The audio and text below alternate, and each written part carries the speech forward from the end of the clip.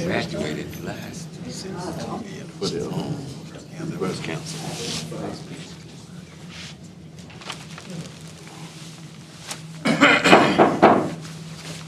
I'd like to call the Thursday, October 9th, 2025 regular Nottoway County Public School Board meeting to order. We will begin with a moment of silence, followed by a prayer if you choose to pray with us. Immediately following that, if you're capable, we would appreciate if you would stand for the pledge.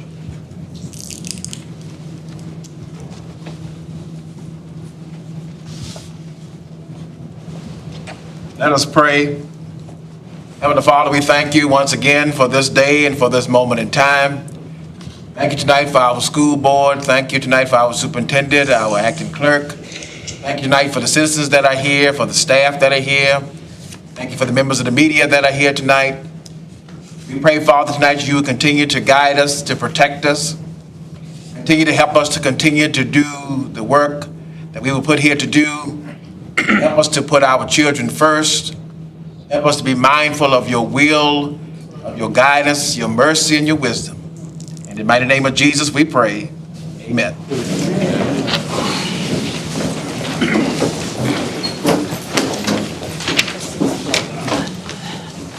I pledge allegiance to the flag of the United States of America and to the republic for which it stands, one nation under God, indivisible, with liberty and justice for all.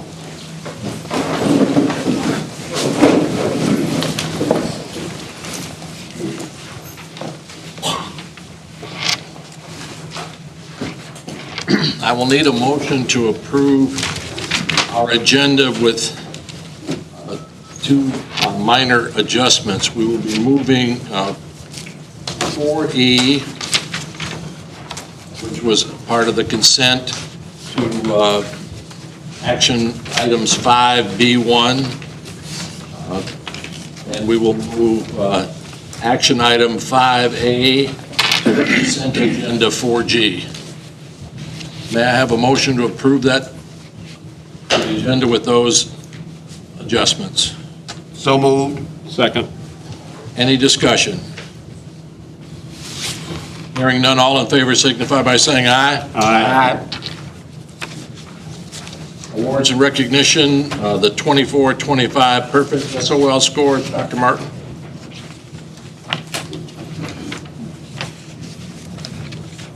Good evening, Mr. Chairman, members of the board. I'm pleased to share that 4 Nottoway County Public Schools students achieved perfect scores on their SOL assessments last school year. I don't think they're here this evening, but I do want to still recognize them for their achievements. These exceptional results are a direct reflection of our students' hard work, our teachers' dedication to high-quality instruction, and our school's collective commitment to excellence. Earning a perfect score is a remarkable accomplishment on an SOL test. It shows mastery of the content and their persistence in learning. We are proud of these students for setting such a high standard of academic achievement and for representing We Are Nottoway Committed to Excellence. So with that, we have Yaritza Bernardo Garcia. She had a perfect score on her grade 4 Virginia Studies test at Crew Primary School last year. Macklin Austin had a grade 4 Virginia Studies SOL test, 600 on that at Crew Primary. Trajan Watson earned a perfect score on the grade 8 Civics and Economics for the middle school. And then Chloe Clyburn earned a perfect score on the grade 8 Civics and Economics at Nottoway Middle School. So congratulations to each of them. And they were all invited.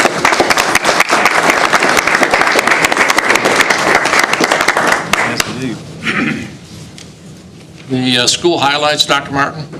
So this evening, our schools will be sharing a collaborative presentation that highlights their ongoing work to promote kindness and bullying prevention across Nottoway County Public Schools. Each school has developed their own way to build positive school climates, strengthen relationships, and ensure that every student are seen, valued, and safe in their school building. So these efforts reflect a division-wide commitment to fostering both academic and social excellence, not just teaching it, but also making sure that we create atmospheres that embody that in our schools. So I'm going to turn it over to I think Mr. Page is the lead. They worked collaboratively, all the principals on this, and of course, October is also Bullying Prevention Month, so we have a lot of different activities going on. So I'm interested to see what they have come up with this evening. Good evening. Thank you for allowing us to talk. We didn't bring kids today, so unfortunately it's not going to be too cute. It's just going to be us rambling for a little while. So we're each going to share what our schools are doing.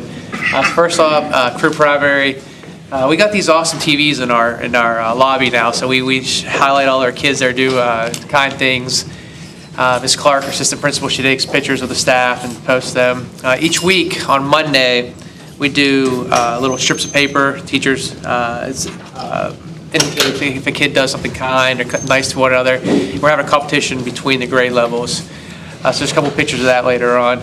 And then Ms. Adams, who's our awesome school counselor, she does, for this month, she's talking every morning. She gives the students scenarios, and they have to decide is it bullying, being mean, or if it's rudeness, unintentional rudeness. So next slide, please. So this is the bullying aspect of it. And we're going to have at the end of the month, we're going to have a celebration. And at the bottom there is it rude, mean, or bullying. There's some of the situations that in the morning she'll ask the students. And she started at the beginning of the week with defining what rude meant, what mean meant, and what bullying meant. So next slide. This is the kindness corner. That's Miss Adams with several of our second grade students there. And it's the same corner. That was progress over the last week and a half with the kindness links there. The long link there is our first grade, and the second longest link is our fourth grade. So it's a little bit of competition between the grade levels. Next slide, please. Just collage of pictures here.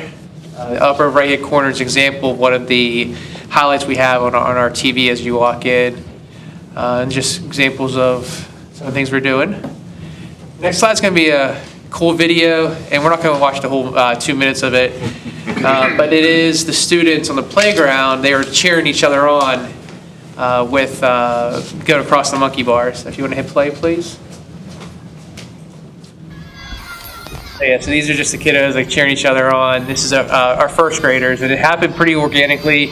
They start cheering each other on, and Ms. Eubanks, who's pretty much dead center there, she was down, supervising that area. She got up and she started dancing and singing with the kids and cheering them on. So there's our cuteness factor right there.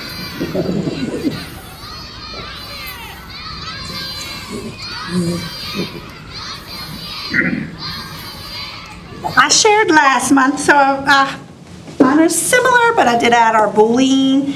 But at Blackstone Primary, we're also doing a lot of fun and meaningful activities to prevent bullying and promote kindness. And as I presented last time, we're doing the Kindness 101, which is a program where we present to the classroom a little video with a vocabulary word and a writing prompt, and they're learning about how to be kind every day and expressing it through their writing. We also have the Caught Being Kind referrals that the teachers will fill out and turn in when students are being caught getting kind. And we are using Caught Being Kind pencils, as well as earning a Cougar Coin coin that they can receive a free book. We do morning announcements and reminders, and we say our Cougar Cub pledge every day, as well as Ms. Dumont is going in during class time we had Pizzi come out, and we have a workbook, 30-day workbook that our students are working through with Ms. Dumont, our school counselor. And for our bullying, I just said we have the PT program that we are utilizing. This is October Bullying Month, so we are doing a lot this month with bullying.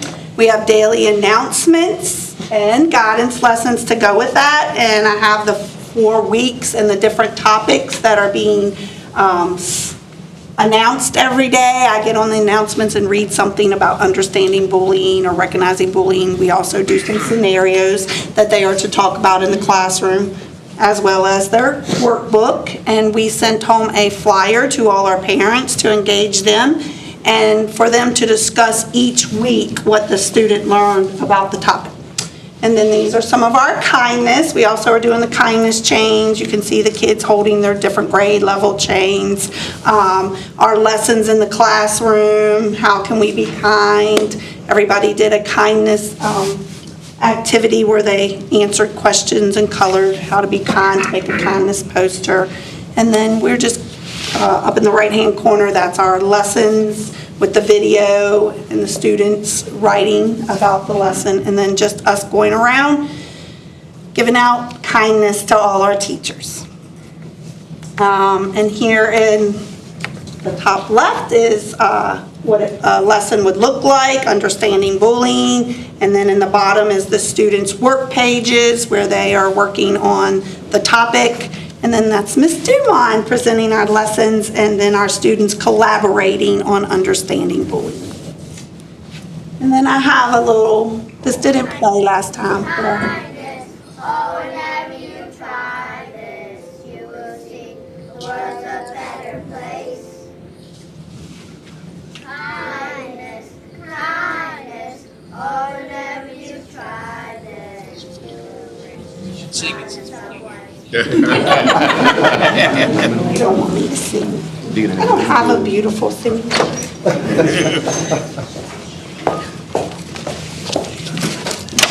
Next one.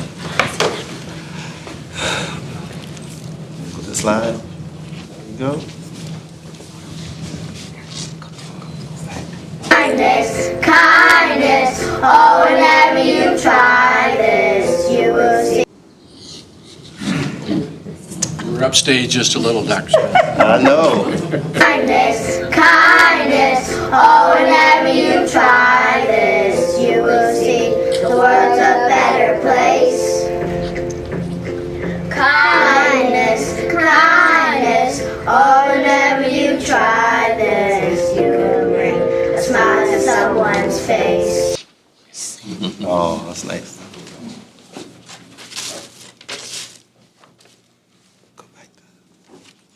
Kindness, kindness, oh, whenever you try this, you Everybody know the song now. Being upstage, Dr. Smith. I know, ain't that something?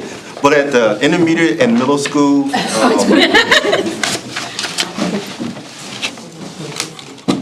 we're doing the same various things at other schools.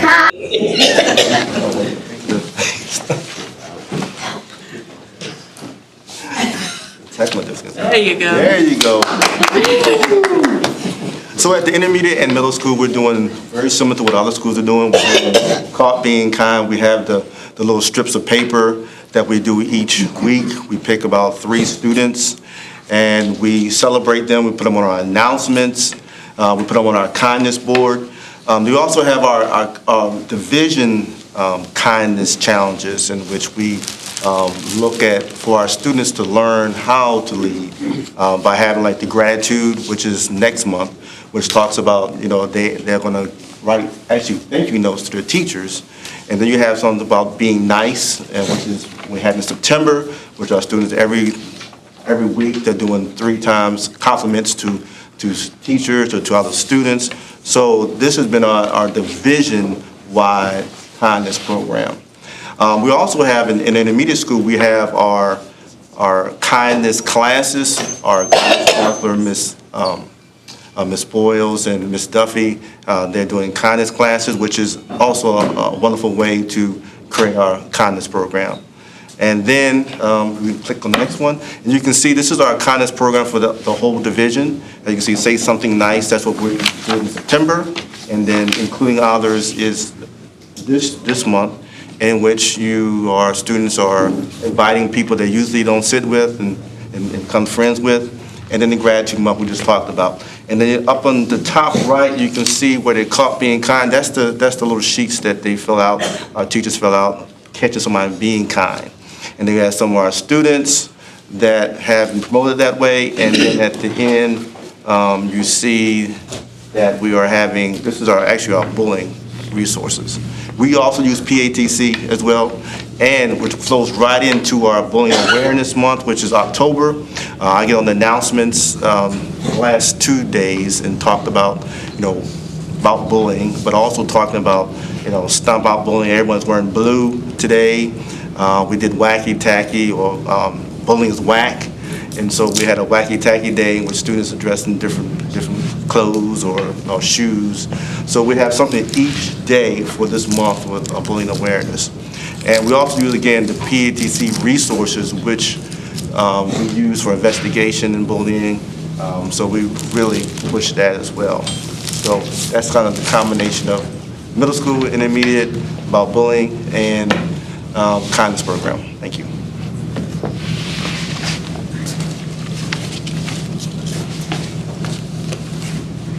Oh, that's just my phone. All right, like Dr. Smith said, at the middle school, the high school, we are doing some similar things as well. With the Caught Being Good, Miss Duffy has started that program, and we've created tickets that the students get Caught Being Good, but at high school, they'll be able to get things from the Cougar Cafe with their tickets. And we also use the PT program, and I was actually surprised that I was in a class today, and I was pleasantly surprised at the kind of conversations that come about. The one in the middle is the one on the far right is the students one, and it has some elementary graphics, but it's good questions, and then once the teachers talk through it, it's supposed to be 10 to 15 minutes, but I was in a class today, and it actually lasted a little longer than that because the kids had a lot of questions, they had a lot of things they wanted to say, and it was a very lively conversation around it, and I've been pleasantly surprised. We had planned also to do different announcements around bullying and all, but our PA system has died, so we are not making announcements. No. That's all we have at this time. Get your megaphone out. Yeah, it's just tough. You all.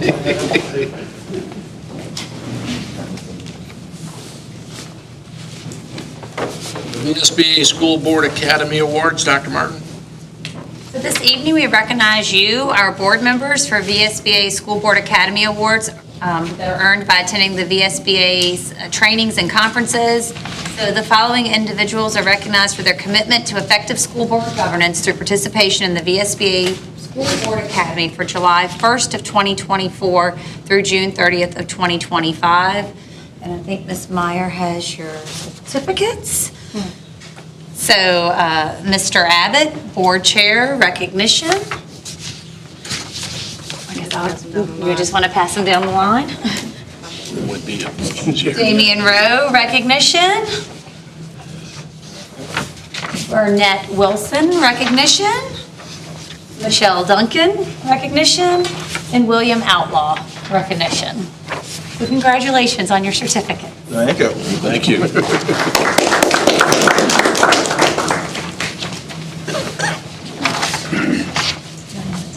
No. We will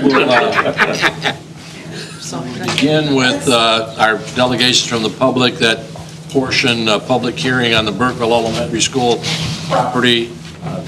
Please be advised that the board does not generally respond instantaneously. We do keep notes, and if follow-up is required, it will happen. Having said that, first name on the sign-up sheet is Jackie August.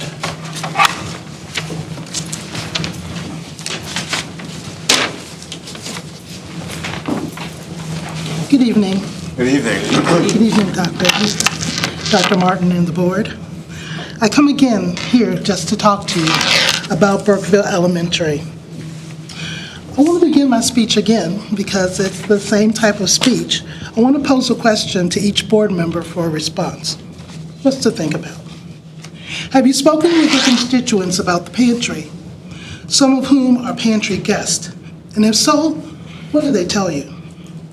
I've informed this board twice about the impactful work of the pantry, but tonight I just want to discuss the significance of the building again. In that building, 20 adult students come every Tuesday. They come to socialize, learn workforce skills, and communication skills. We have volunteers who need community service hours. They're there at Burkeville Elementary.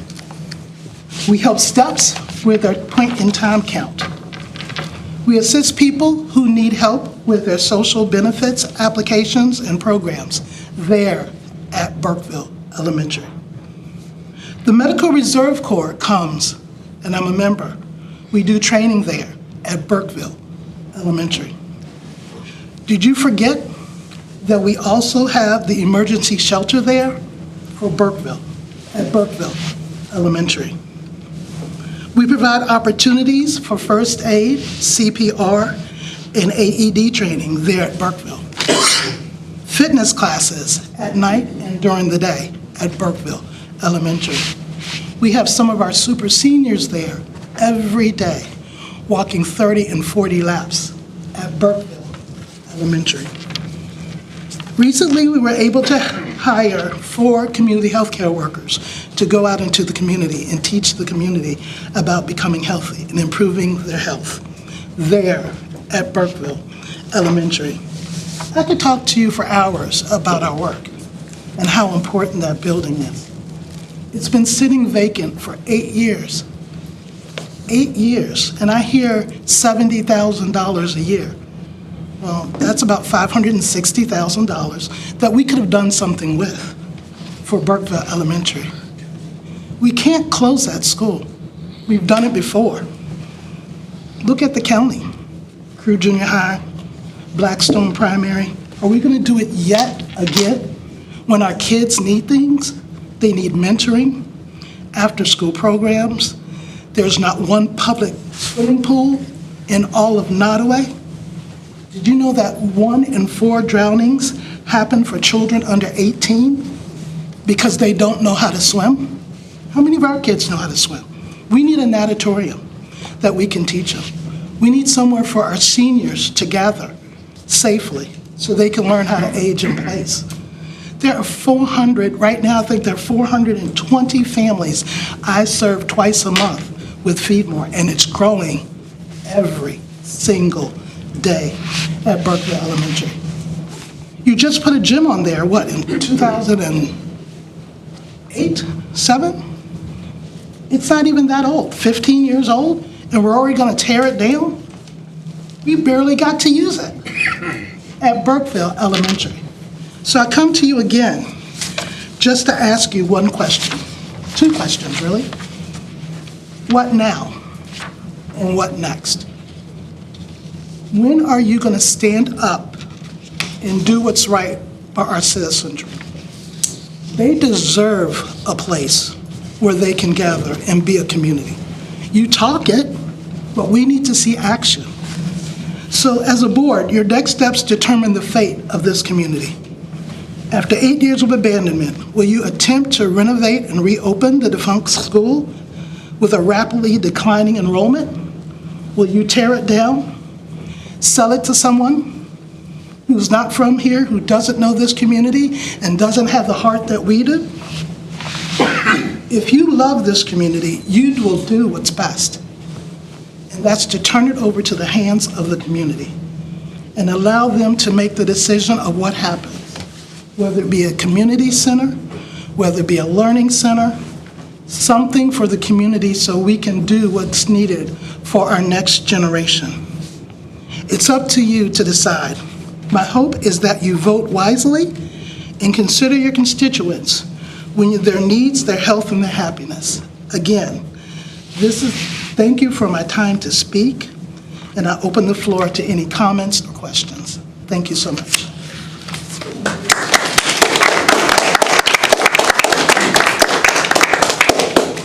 Sarah Allen. Good evening. Thank you for allowing me to speak today. I come in opposition to closing Burkeville Elementary School and selling it. First, a little backstory. Earlier this year, 2 school board members, Mr. Abbott and Mr. Outlaw, were pushing to reopen the school, despite there not being a physical need and resources. This led to Feed More and the registrar's office to be given a notice to leave the premises by June 30th, 2025. This was done by 2 members without the approval of the entire school board. The board of supervisors were not even aware that the school board in its entirety nor the superintendent at the time had agreed to remove the occupants of the school. This attempt was done solely by Mr. Outlaw and Mr. Sonny Abbott. So due to these past events of procedures not being followed, I have several questions. No accusations, just questions. So if the school board could not afford or justify $70,000 in operating expenses each year, how could the school board afford to spend $65,000, or better yet, why would the school board spend $65,000 on a feasibility report, which is over 85% of the yearly operating budget for Burkeville Elementary School? How could the school board afford to reopen and operate a fully functioning school if you were already struggling to afford $70,000 a year? In my opinion, you had never had any intention to reopen the school. You were just setting the stage to sell it. So here are some of my questions. Has any member of the board, or had any member of the board, been contacted by any buyer before the feasibility report was discussed and ordered? Was the feasibility report only completed to assist as a preliminary building inspection to prospective buyers? Does any board member or their family members plan to invest in or have any stake in the property located on 507 Ingleside Street, Burkeville, Virginia, 23922, after it's sold? And I specifically didn't say Burkeville Elementary because once it's sold, it would not be known as Burkeville Elementary. How do you plan to spend the money from the sale of this property to assist the children you are supposed to serve? Why not surplus the building to the county instead of closing the building that feeds students that you took an oath to care about? And that's it. Take your time answering the questions, but make them public. Thank you. Thank you.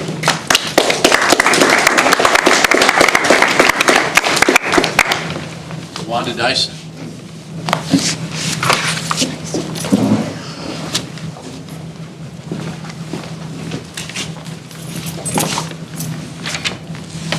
Good evening. Thank you for allowing me to use this platform to support the saving of the historical Burkeville Elementary School for community use. And doing these things with decency and order, I'll try to keep this as short and sweet as possible to allow other taxpayers to speak in a timely fashion. In a world of chaos and confusion, our country is facing a lot of challenges that have and are trickling right down to our little Nottoway County. As you know, it takes a village to raise a child, right? Well, as responsible adults, it is our responsibility as that village to take care of our children, our seniors, and our taxpayers, meaning provide food, support, resources, etc., everything that they need. Note, changes in SNAP are here and dictating a change in our lives. I remember working for the county many years ago and telling clients, "I'm sorry, sir, we don't have a shelter here in Nottoway County." So I thank you, John Rourke, for the struggle and your fight. I mention that because this is 2025, and it's your responsibility, it's my responsibility to fight the struggle and take care of our own community, collectively, not individually. Collectively, I repeat. By the way, I attended Burkeville Elementary School under the name of Ingleside, and my Uncle James Dyson Sr. taught there as well. By selling this school, it would be selling a historical landmark right from under the noses of taxpaying citizens who have already paid for the school once. The school also serves as a home for Hope Pantry and provides food for children and families. Ladies and gentlemen, our children cannot learn without eating. I've seen the faces of hungry children who acquire adverse outcomes such as developmental delays, behavioral problems at school, and physical and mental health issues due to food insecurity. I challenge you to keep the Burkeville Elementary School with our community where it belongs. The school is perfect for a community center to enhance, I repeat, to enhance the services in Nottoway County, to include Hope Pantry and voter registrar. Ladies and gentlemen, we are a small county here in Nottoway, and I feel confident that your decision will be a favorable decision to benefit the committee and the community. Take a minute to ask yourself this question: how far have we come as a society? How far have we come as a community? Let's not go back now, but how far have we come?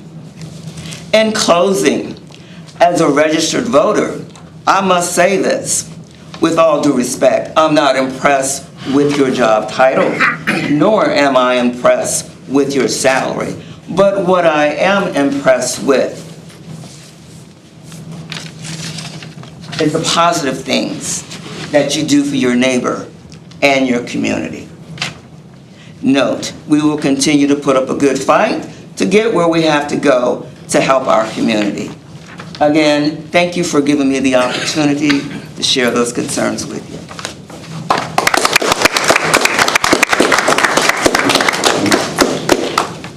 Linda Jones. Good afternoon, Chairman, Vice Chairman, School Board Member, Dr. Martin. My name is Linda Oliver Jones. I was born and raised in Nottoway County. I taught 4th grade for 38 years in this county. My first 16 years were at Crew Primary.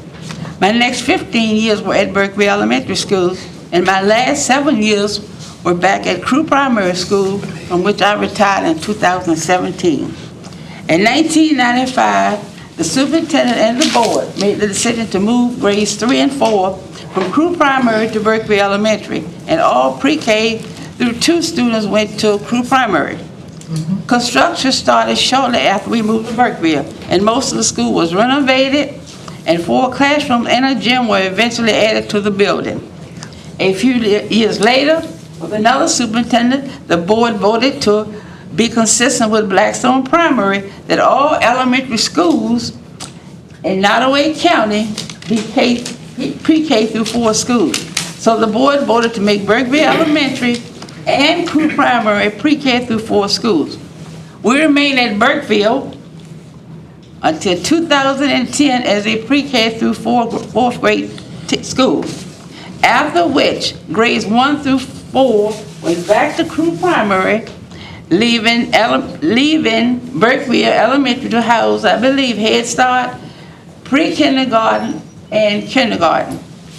Then, in 2018, another superintendent and the board decided to close Berkeville Elementary School for good, stating that it was too expensive to keep it open with only 75 plus students. When those 75 plus students came to Crew Primary, believe me, we were bursting at the seams. Classes were put in places they had never been before. The best years of my teaching career were at Berkeville Elementary. The school was conducive to learning in all aspects: quiet environment, small class size, safe learning environment, small staff, strong teacher-student relationships, and parental support, just to name a few. Most of the students knew and respected each other. Overall, there were not many discipline issues at Berkeville Elementary. With all the other renovations, including the regulation size gym, what would we serve best in this building? As a former teacher, I can only see Berkeville Elementary as an educational setting. One thing that should be strongly considered before doing anything with that school is, what if Crew Primary becomes overcrowded? Where will you put the students? There are many things that this school could be used for while keeping it as it is. These are just a few samples of what can be done with Berkeville Elementary if you decide not to reopen it as an elementary school. A preschool for all 4-year-olds on this end of the county. A place for church services. Add additional skill classes for high school students. Discipline students. School for students with behavior issues. And somebody else had mentioned that earlier. I saw it in the newspaper and I agreed with it. That's why I have the asterisk by it. rented for community events. You could also move the school board up there because you all seem like you need some more space. I read in the newspaper that repairs need to be done at the school. I realized that the school has not been totally used for maybe 7 years, but the entire office complex, all of the classrooms, the flooring, windows, air conditioning, in addition to the gym and 4 classrooms were added to the school. The only parts of the school that weren't renovated were the bathrooms, the cafeteria, and kitchen. But keep in mind, what would you do if pre-primary became overcrowded? Thank you.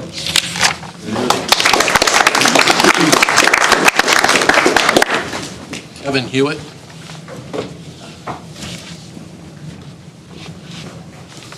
Good evening, and thank you for giving me a few minutes to speak. My name is Kevin Hewitt.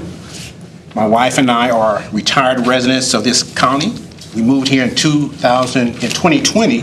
We purchased some land and we built our home.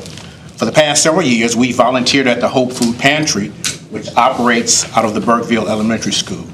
We serve more than 400 people every month, families, seniors, individuals from all across Nottoway County who depend on the pantry in order to make ends meet. I stand before you tonight not only as a volunteer, but as a witness to the compassion and hope that happens within those walls every single week. I have watched people walk through those doors burdened with worry, wondering how they'll feed their children or if they'll have enough food to last for the rest of the week. And I've also seen them leave with tears in their eyes, a box of food in their arms, and gratitude within their heart. More than once, I've seen people hug my wife, complete strangers who are simply overwhelmed and that someone cares enough to be there for them. That's what Burkeville Elementary has become. It's more than a building, it's a place of dignity, a place of kindness, and it's a place that's there for community. In a time when so many people feel left behind, this pantry reminds them that their community still cares. So closing Burkeville Elementary School and with it displacing the Hope Food Pantry would take away more than a building. It would take away a lifeline for many people. Now, I completely understand that buildings cost money, but I want you to know that this building is still serving a vital purpose. It's not sitting empty. It's not decaying away. It's feeding people, literally and spiritually.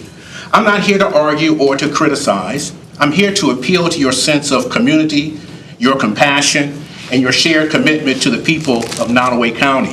As volunteers, my wife and I do this work because we believe in giving back. We believe that when you're blessed, you bless others. And we see every week the spirit of giving brings hope to people who need it the most. This building, Burkeville Elementary, is more than brick and mortar. This building is a lifeline. It's a place where love is shown, where needs are met, and where hope is restored. So tonight I'm asking you to please consider the bigger picture. Consider what this school still gives to the community. If at all possible, allow the Hope Food Pantry to continue using this space. The good that comes out of Burkeville Elementary reaches far beyond the walls that we see each time we go there. It touches hundreds of lives every month. It represents the best of who we are as a community. Neighbors helping neighbors. Neighbors caring for one another and refusing to let anyone go hungry. Thank you for your time and for your willingness to listen. And I pray that your decision will reflect the compassion and care that make Nottoway County a special place for all to call their home. Thank you.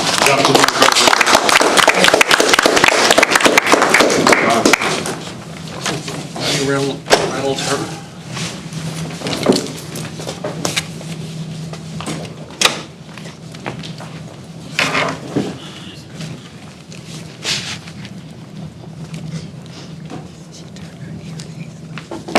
Good evening. Thank you all for the opportunity to speak before you. I just wanted to give you a little bit of history about Burkeville Elementary School. Ingleside Training Institute, also known as Ingleside Seminary, was built in 1892 for the purpose of educating African American girls. Its original Burkeville location is the current site of Burkeville Elementary School. And it consisted of 40 acres and 5 buildings and was initially funded by Northern churches. In 1894, Ingleside was recognized by the Virginia State Board of Education as a teacher training institution. It served as a preparatory school for individuals furthering their education at St. Paul's College in Lawrenceville, Virginia, and that's where I graduated college, and Virginia State College, now Virginia State University in Petersburg, Virginia. Page 4 of the Crew Burkeville Journal, dated Thursday, July 31st, 1997, noted that in 1937, Ingleside Fee Memorial Institution of Burkeville, and this is a quote, holds a unique position in the field of Negro education and is the only one of its kind within a radius of more than 150 miles. Burkeville Elementary School is of great historical significance to Nottoway County educational history, and specifically Nottoway County's educational history as it relates to African American citizenry. And it should be preserved for its historical significance by Nottoway County. Citizens of Nottoway County authored a publication entitled Nottoway, Virginia Heritage, 1789 to 2006. This is a historical document that's maintained by the Nottoway County Historical Society, of which I am a member. And this document references the existence and importance of Burkeville Elementary School to county history. And our governor, Governor Youngkin, is currently very involved in VA 250 as we celebrate our country's heritage and history. I think that you should understand that our education is quite an intrusive and important part of our county's historical. And we insist that our history be inclusive. So we're not interested in getting rid of all our historical markers and buildings either. The fact that Burkeville Elementary School houses Nottoway County's voter registration office and a county food pantry justifies and reinforces its lasting contributions to this community.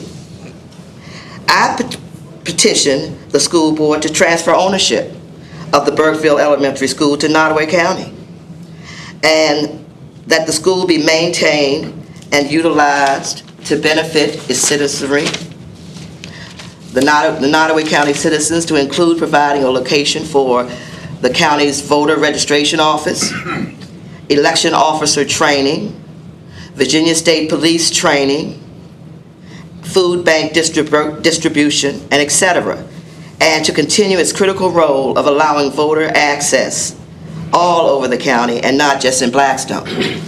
We say no sale. Thank you.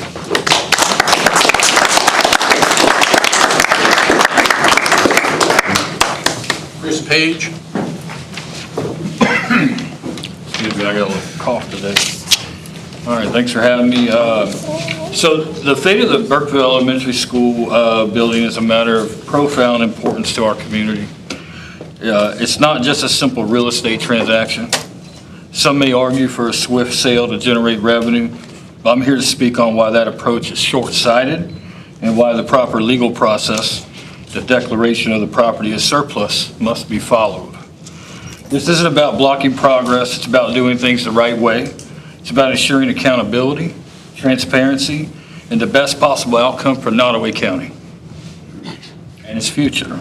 The process for selling school board property in Virginia is clearly laid out in the Code of Virginia 22.1-129, which requires a public hearing and a resolution declaring the property surplus before a sale can proceed. Of course, you can ask the Board of Supervisors for a waiver, but by bypassing this legal requirement is a failure of leadership for several reasons.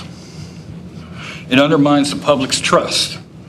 The declaration of surplus is a crucial step that demonstrates the school board has thoroughly considered all alternatives for the property's use. Skipping this step gives the impression that decisions are being made behind closed doors, eroding public confidence in the process and in our elected officials. It shuts out the community. A public hearing mandated by law is an opportunity for all residents to voice their ideas for the building. I'm sure this is the first of two. The Burkeville community has already shown interest in the former school becoming a community center. And by following the surplus declaration process, the board ensures it hears all suggestions, allowing for a decision that truly reflects the community's needs, not just its own. It risks future liability. Proper declaration of surplus protects the county from potential legal challenges down the road. If the required process is not followed, the sale's legitimacy could be questioned, potentially leading to costly litigation and tying up the property for years. And it also ignores the bigger picture if you skip surplusing this property. A rush to sell for a quick cash overlooks the building's potential as a long-term community asset. The building could be a community center, a small business hub, or facility for county services. A hasty sale would be a permanent loss, sacrificing a valuable resource for a one-time gain. The cost of a vacant building to a community in terms of blight, crime, and reduced property values are significant. The Burkeville Elementary building is more than a piece of property. It's a part of our shared history and future. We owe it to ourselves and future generations to explore every option before relinquishing control. And I urge the school board to slow down, respect the law, and follow the mandated processes to declare the Burkeville Elementary property as surplus. And only then we can have a fully transparent and accountable discussion about its future. Thank you.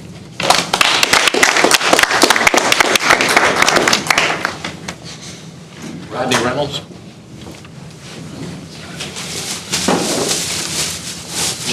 Signs, man. Mike. Dr. Martin, Chairman Abbott, members of the school board. Good afternoon, good evening. Good evening.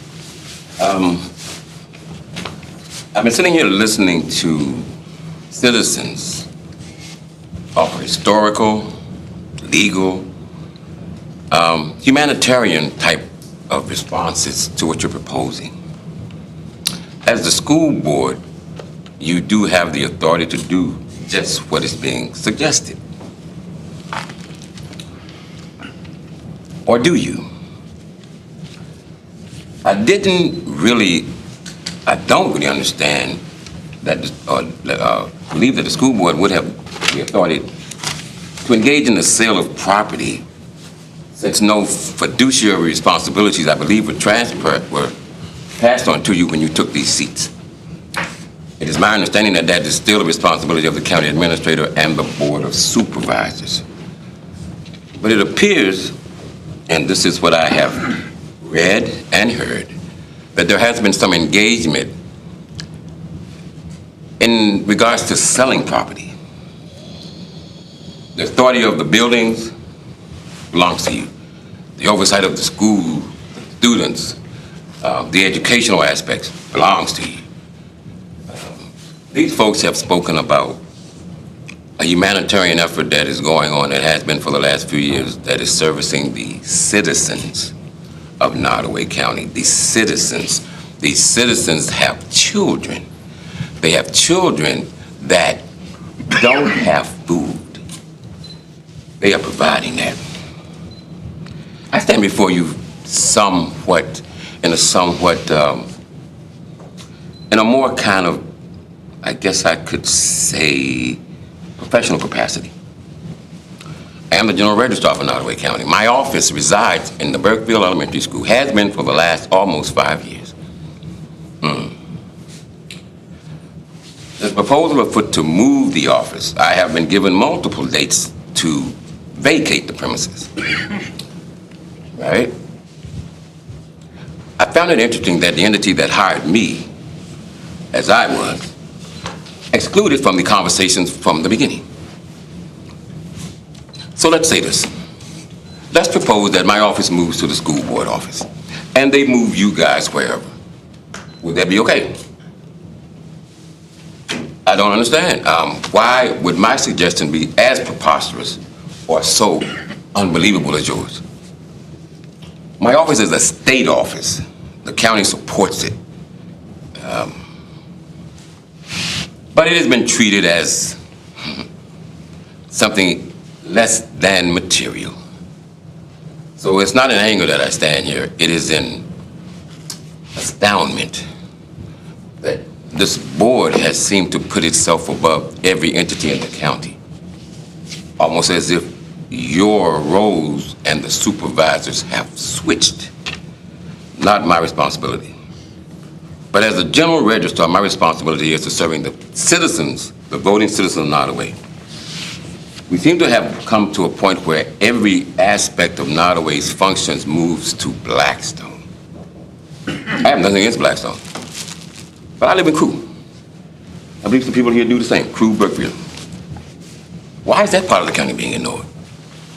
Why is there no growth conversation? Why is there only destruction and demolishing existing structures, historical statues, historical foundations? I attended Burkeville Elementary, I attended Ingleside Elementary in the 4th grade. I was 10. Yeah. It was quite overwhelming to walk into that building the first time when I took on the role as general registrar. But I consider it an honor then, and I still do. Me being involved or being left out obviously is irrelevant to some, but it is extremely relevant to me.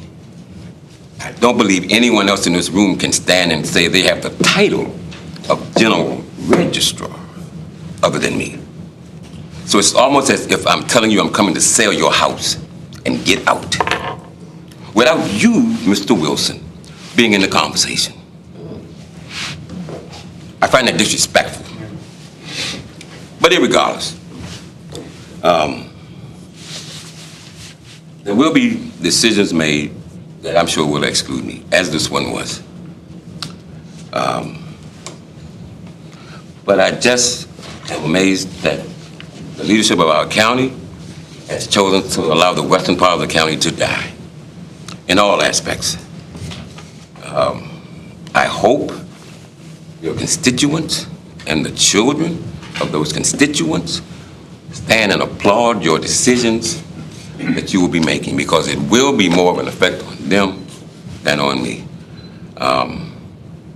My tenure is short, praise God.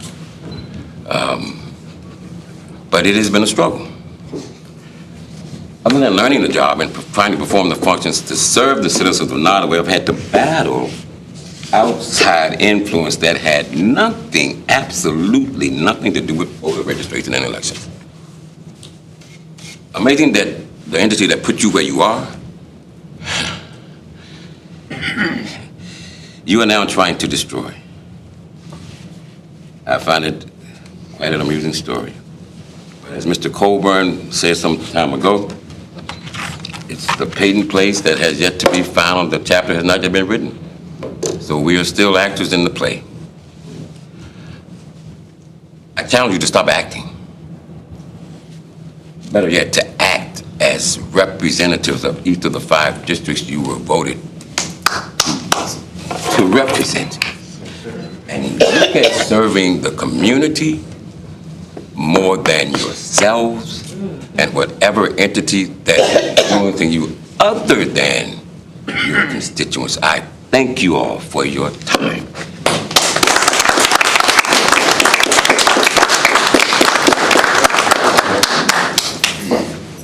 Thank you. We'll go on with regular delegations from the public. Kimberly Claiborne.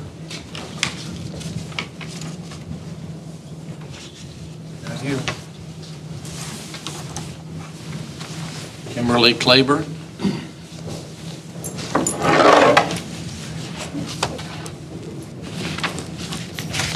We'll move on to the consent agenda.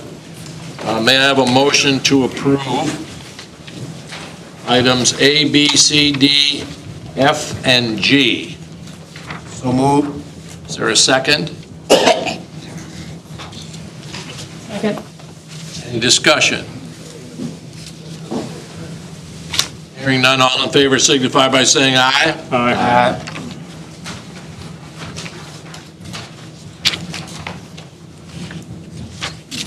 Action items. The school security grant, Dr. Martin. Mr. Chairman and members of the board, this evening I request permission to accept $110,819 in school security funds for Blackstone Primary, Crew Primary, Nottoway Intermediate, and Nottoway Middle School, and the budget adjustment that's associated with that is now part of your action item agenda. Funding will assist with the cost of the new open gate weapon detection systems that are installed at each school.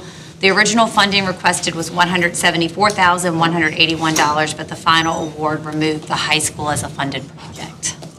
And we don't get a reason why, but this is the second year that it has removed the high school as a funded project. But as funded at the other four, so I'm asking you to please approve accepting the school security grant and the associated budget adjustment that goes with that. I'll ask for a motion to approve the school security grant along with the budget adjustment associated with that increase in funding. So moved. Second. Any discussion? Hearing none, all in favor signify by saying aye. Aye.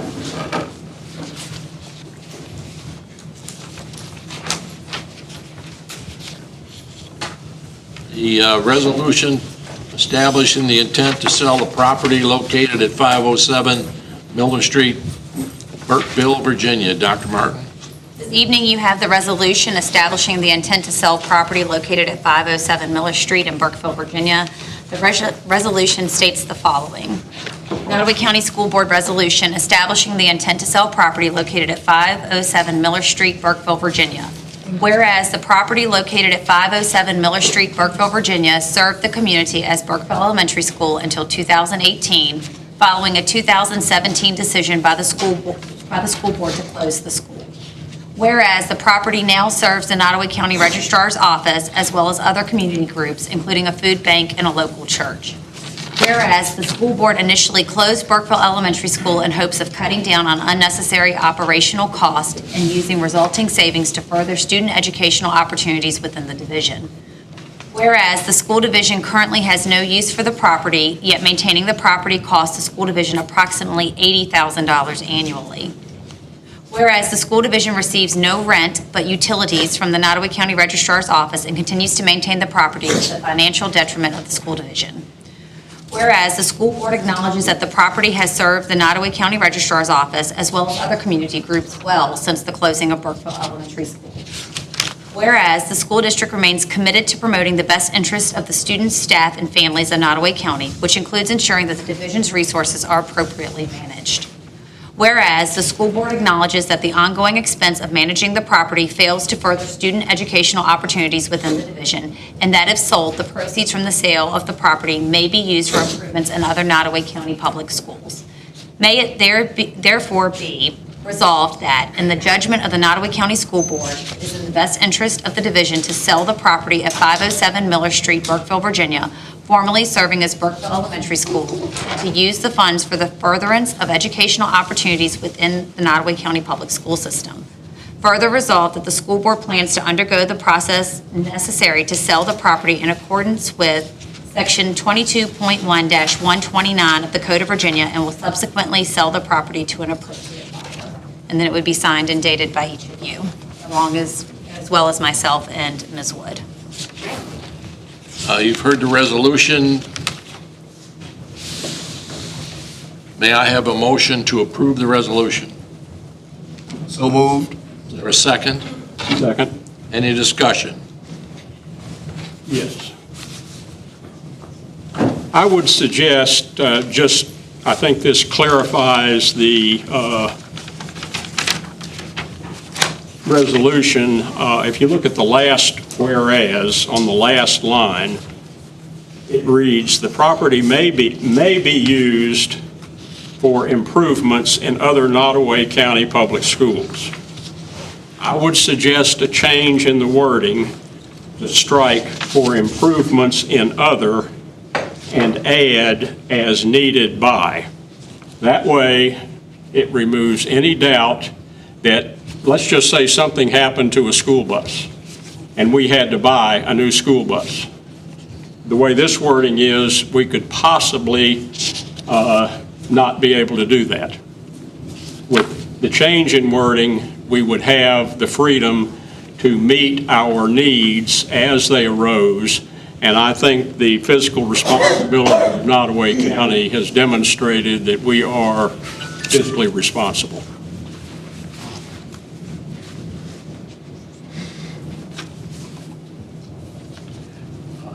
Are there any other discussions? I think tonight we were posed with many different opinions and thoughts. We were also posed with good questions from Ms. Allen. I don't recall all of the questions that she asked, but I am also interested, has any member of the board been in contact with anybody with intent to purchase? My answer is no.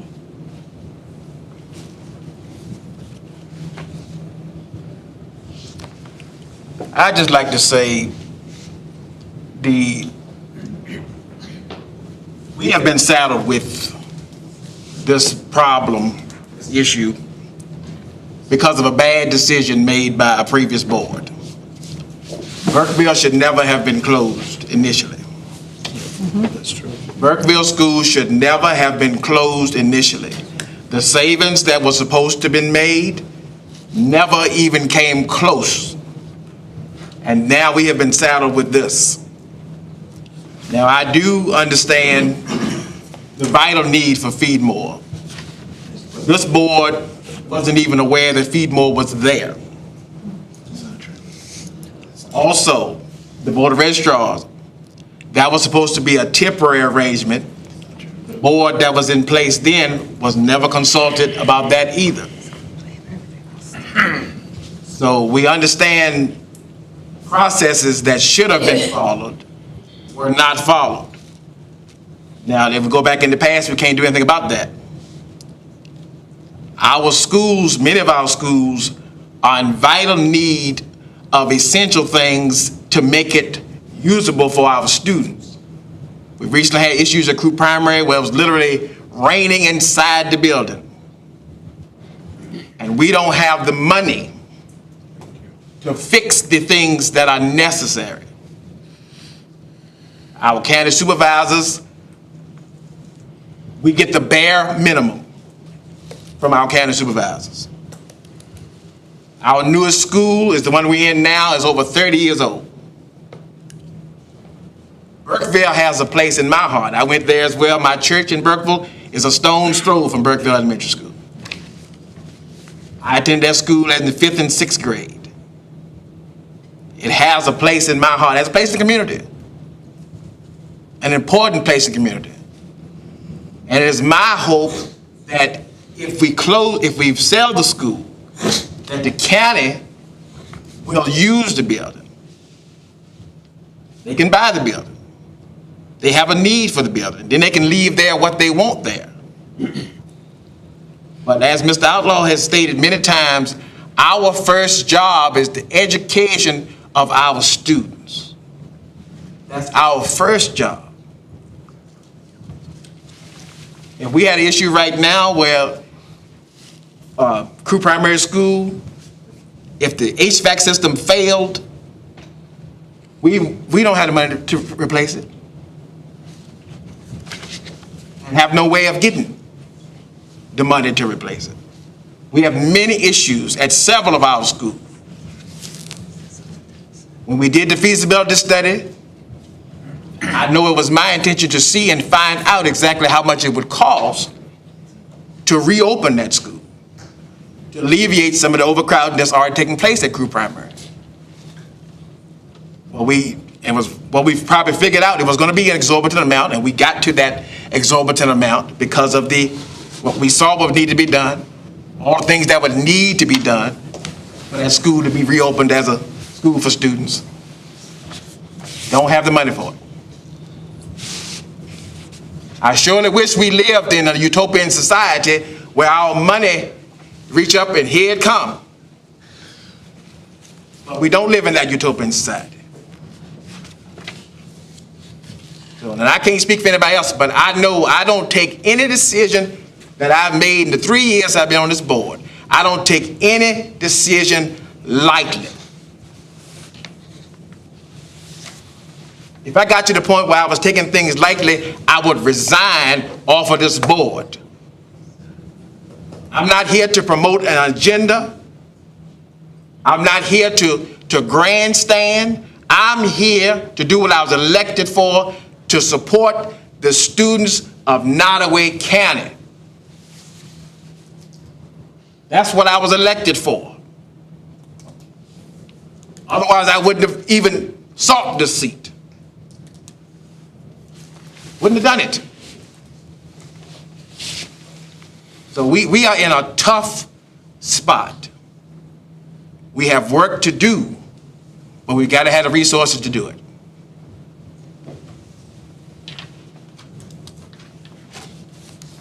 Any other thing to be said? Yes, I had other questions that Ms. Allen had posed to the board. No. Well, I don't remember what all of them were. I know one of them had to do if there was any members on the board, and hopefully we can all answer Would openly. you like to ask the board those questions? If I knew exactly what they were, yes. I can pass you the paper. Please do. Because I feel like a transparency is important.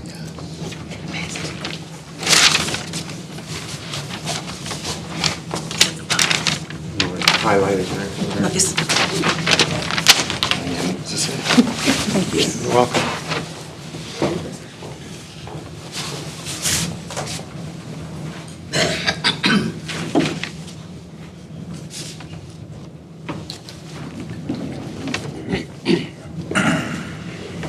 It's at the bottom.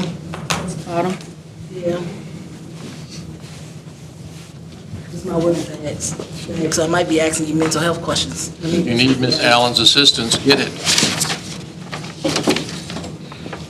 Well, the first question is, had any member of the board been contacted by any buyer before the feasibility report was discussed and ordered? Oh, that's Kristen.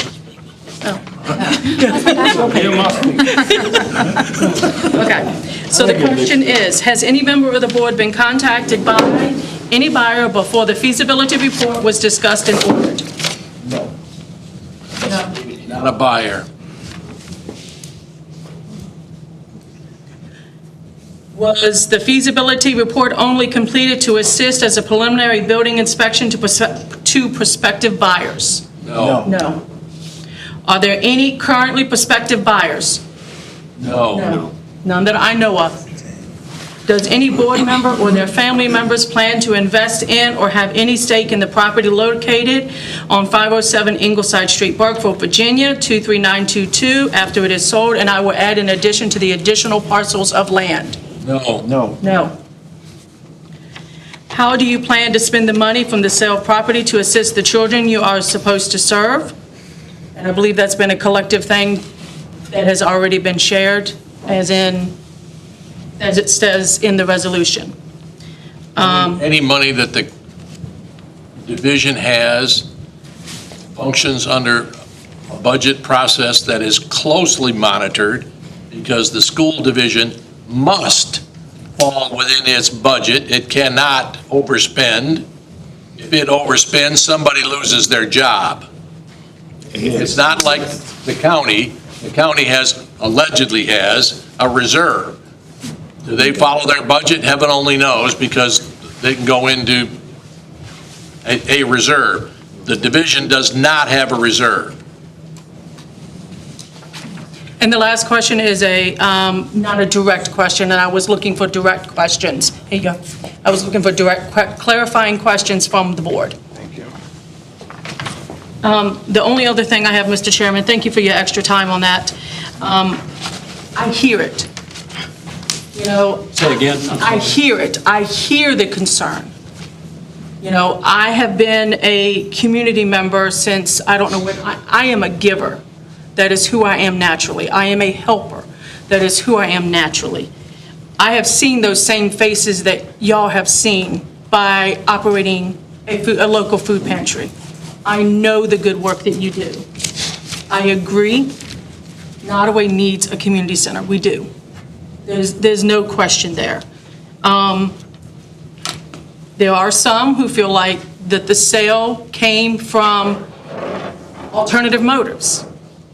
All I can tell you is that what has been shared here, and my thing is there is no alternative motives behind this. We had a joint work session. In that joint work session with the Board of Supervisors, not once did they share that they wanted to obtain the building for usage, for either to continue to house the registrar's office or to continue for a community center. I understand it, but I agree with Damien in that it is our fiscal responsibility to ensure that the funds that we use are for the education of the children and to support them. We do have the Feed More that partners with the local schools in an attempt to reach those families. I personally would like to see that expanded to not just the elementary schools.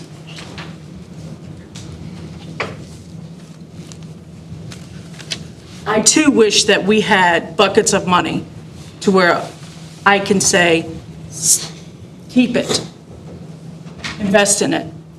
But then I also question that,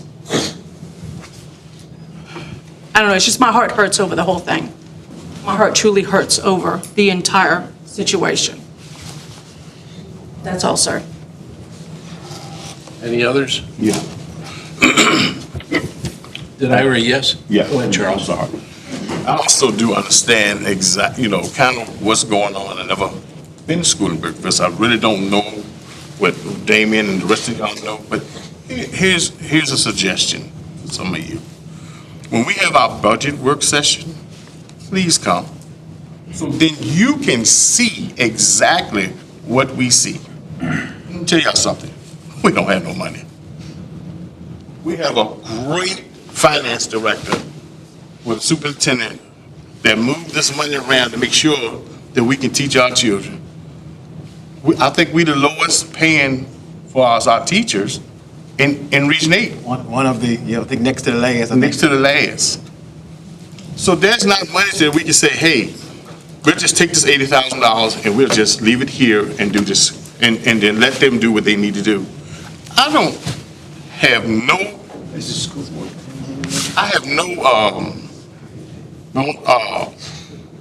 just sit around and go, yeah, you know what, let's just close schools down, let's just do what we got, let's just do it. That's not what we're up here for. We don't want to close that. The whole idea was to open the school, but I think it was 25 million? Yeah. 25 million, what? We don't have that kind of money to sit around and open up a school and say, let's redo it. That'd have been the best thing we could ever did, was to spend 25 million and say, hey, that's a drop in the bucket for us. Mm-hmm. But it's not a drop in the bucket. $80,000 not a drop in the bucket for us. We don't have that type of money in this school. I'm gonna say it one more time. When we have our budget session, please come. Yes, indeed.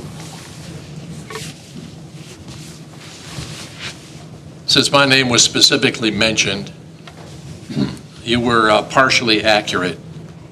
Personally, as a board member, and I do have a personal opinion,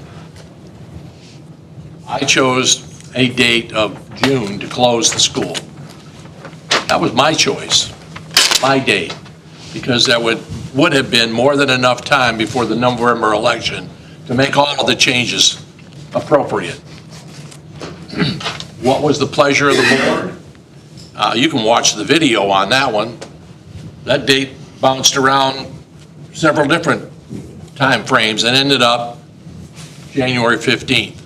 That was the board's decision, not Sonny Abbott's decision. It was the board's decision. And it was not my decision. Well, did you get the board's permission before you came to the school and asked us to leave? And before you I never asked anybody to leave. So what's that email that is completely foilable? I never asked anybody to leave.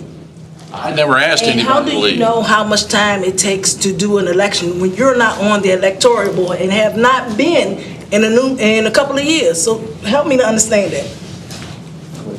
All I know is that. That's it. That's all you know, is what you know. What I know is what I know, and what you know is what you know. Right.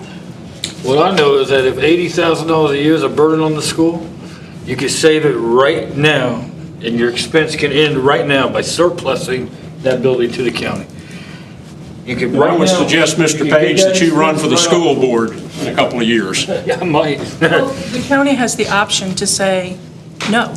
That's right. We'll be The county around has the Thursday. option. We have the option to ask, and that's what's happening. We are considering the option to ask. The county can deny that option. The Code of Virginia that was quoted, very accurate. Easily understood. Doesn't take a huge,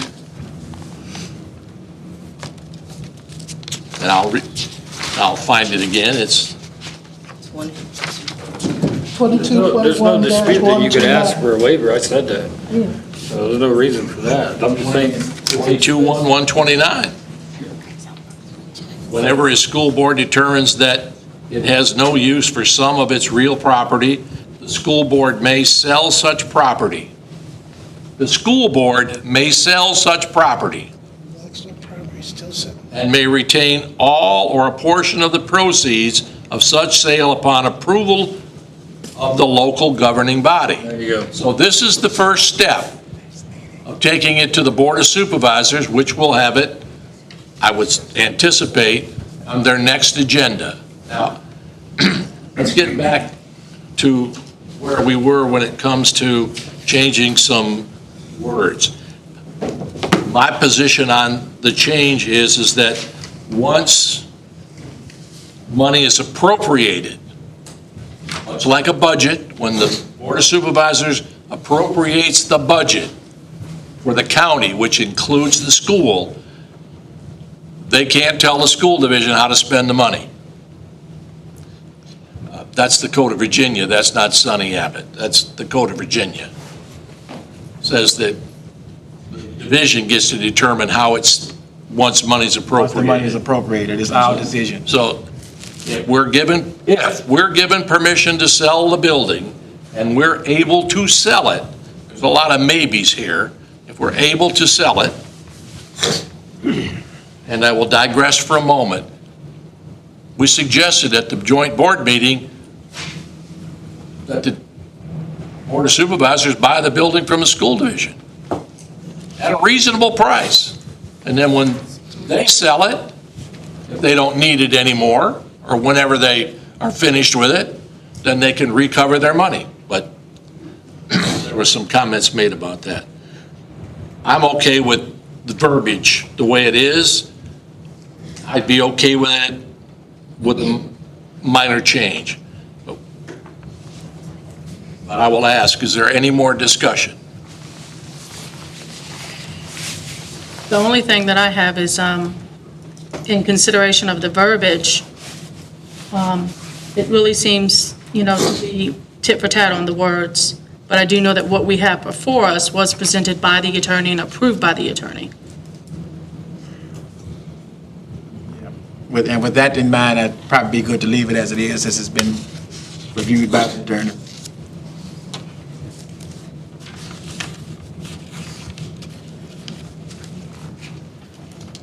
So we have a motion to accept the resolution. It was asked to make a modification. That was never moved on. So we have a motion to approve the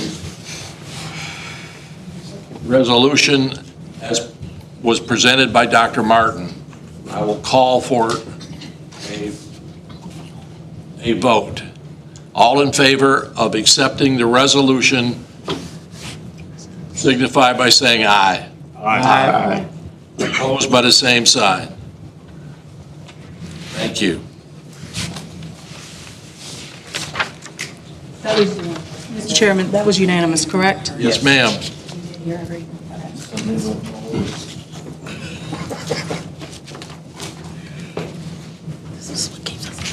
Information items, the strategic plan update, Dr. Martin. To the board, I gave you this evening a copy of the overview of the strategic plan and then the updates and the progress that we have made. So we've done a lot of work on it. So the NCPS strategic plan is structured around 6 major objectives: physical, mental, and emotional health and safety, instructional programming and student supports, meeting diverse needs, organization responsiveness and communication, building stakeholder engagement and support, and then recruiting, retaining, and developing high-quality staff. And embedded within each of those is technology and digital citizenship into each of the areas. So I just wanted to highlight some major progress for you in each of the areas, though your packet is much more in-depth than what I'm going to go over with those items. So in health, safety, and well-being, I tried to break them down as to things that have been completed and things that are ongoing. And you'll also see that some things cross into multiple areas, and some things may be completed, but they're also ongoing sometimes. The initial pieces have been done, but we're still looking at how do we revamp and move forward with things. So for health, safety, and well-being, we have completed the following items. Implemented the Open Gate security system division-wide. Originally in the strategic plan, you will see that it talked about the Evolve system. That was taken out. There was a lot of safety concerns with Evolve and not doing what it needed to do, and so it was replaced with the Open Gate system. So I did just change the wording there so that you knew which one we were talking about. Created a confidential reporting system for students and staff. That's on the web page where somebody can report a bullying problem or really any problem or concern within the division on each of the school's web pages and the division web page. We have launched safety patrols at each of the elementary schools, and I believe Crew just inducted theirs. Oh, you're doing yours tomorrow. Blackstone did theirs last week, if I'm correct. Yeah. We have expanded mental health counseling and behavioral supports, including adding our Reset Academy to help students that we have. And we've improved radio communication, exterior doors, and cleaning protocols across the school division. We actually just got some of our new radios that came from the school security grant last year. I think the principals will tell you they are nice, big, and bulky. They're huge, but it allows them not to have to carry 2 radios outside to buses all the time to flip their channels back and forth for school and bus communication. So we have that. Some of the things that are in progress, as we shared before with some of our carryover funding, is that we are able to go ahead and start looking at a security vestibule construction at Blackstone. While we need them at every school in the division, Blackstone is what we can afford with some of the carryover money that we have. It's the least expensive, but it's still expensive in that sense. So we'll start looking at that. That's great. Yeah.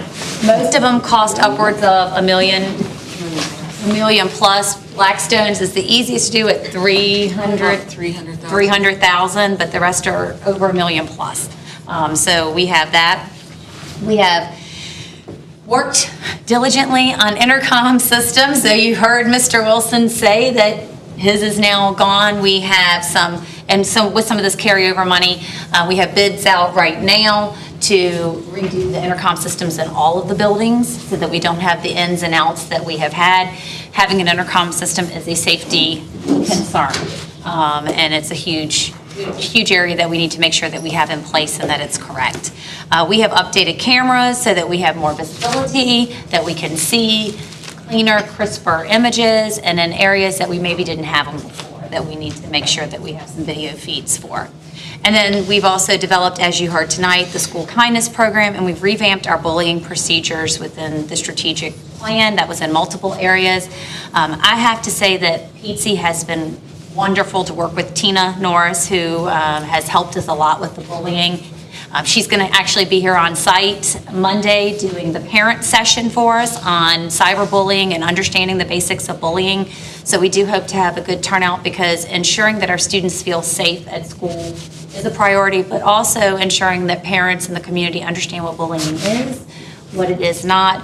And she does a very good job of going through what is bullying, what is rude, what is mean, even though rude and mean are inappropriate just as much as bullying, but really making sure we clarify the difference in each of those. We adopted their bullying plans. Dr. Lewis has spearheaded the work with the kindness programs and the bullying and works very closely with them. So we have really taken that under our belt this year and made that initiative for each month of the schools. Instructional programming and student supports. Some of the things that we have completed, yet they're in progress because we are implementing now, is high quality instructional materials. Last year we started with HMH for K through 5. The high school, or 6 through 12, has adopted HMH for English instruction this year. It is implemented across the board. We are monitoring implementation. We're looking at what's going on. We've also adopted math curriculum for 6 through 12, high quality instructional materials there. The teachers are very excited because they already have access to online. So while next year becomes full implementation year, they are eager to go ahead and get started and use the materials. They're looking for the books every day. They have not arrived yet, but they're en route. So we have that. We have expanded electives at the middle school and the high school this year to provide some additional opportunities. And we also adopted a new Spanish textbook for them. So those instructional programming and student supports. We have success courses to track mastery. We use Mastery Connect at our schools to look at careers and different opportunities. The high school has the Career Success course to work with 9th graders as they're coming in. We were able to add reading specialists, K through 8, and then we shifted and moved to the coordinator of teaching and learning so that we would have better support in what we were doing in our schools. So we're very fortunate to have a reading specialist for 5 through 8 that also serves as the math. So we have an instructional coach for 5 through 8 to work with our teachers. Each elementary school has a reading specialist on site with them, and then they also have a shared math interventionist, and we also have a math coach. So we have multiple areas of program and support for our staff. We've developed learning pathways and then student engagement at the high school, and really looked at our scheduling that we have in place at the middle and the high school. And it seems to be working really, really well with what we have going. When you change something, it's a learning curve. So it's a learning curve at the middle school this year. I think the high school finally settled into theirs after last year, and so it's become a little bit more natural in the process. A couple things that are in progress, just like I said, is the implementation of these new curriculums within our schools. We have student success teams that are in progress where we're really looking at attendance, discipline, student success overall, making sure that they are on track to graduate by the time they get to Nottoway High School, and that's at all of our schools. And then we are really focused on a special education manual development, and then enhancing our professional learning community strategies and procedures that we use in the school. So special education has been a huge focus at every professional learning training that we have. And our principal meetings, it's been a focus on special education. And you'll hear a little bit more later in our quarterly meetings, we focused on special education and compliance that we need to have in place as well. Building stakeholder engagement and support. This was before we kind of rebranded NCPS and are strengthening our communications with our website, our app. Schools are pushing out newsletters. Every school pushes out communication every single week to their families as to what's going on. And they, I have to say, the principals do a really nice job with that, with making sure that they're getting things out to their people in their schools. We've had community engagement events, parking lot parties, career fairs, lunch and learns, just really trying to build that connection in our schools. Other things that we continuously work on is those work-based learning partnerships. Our internships during the summer continue to be extremely successful. We're excited about the Start on Success grant to offer some internship opportunities during the school day for some of our students with disabilities to partner and do that as well.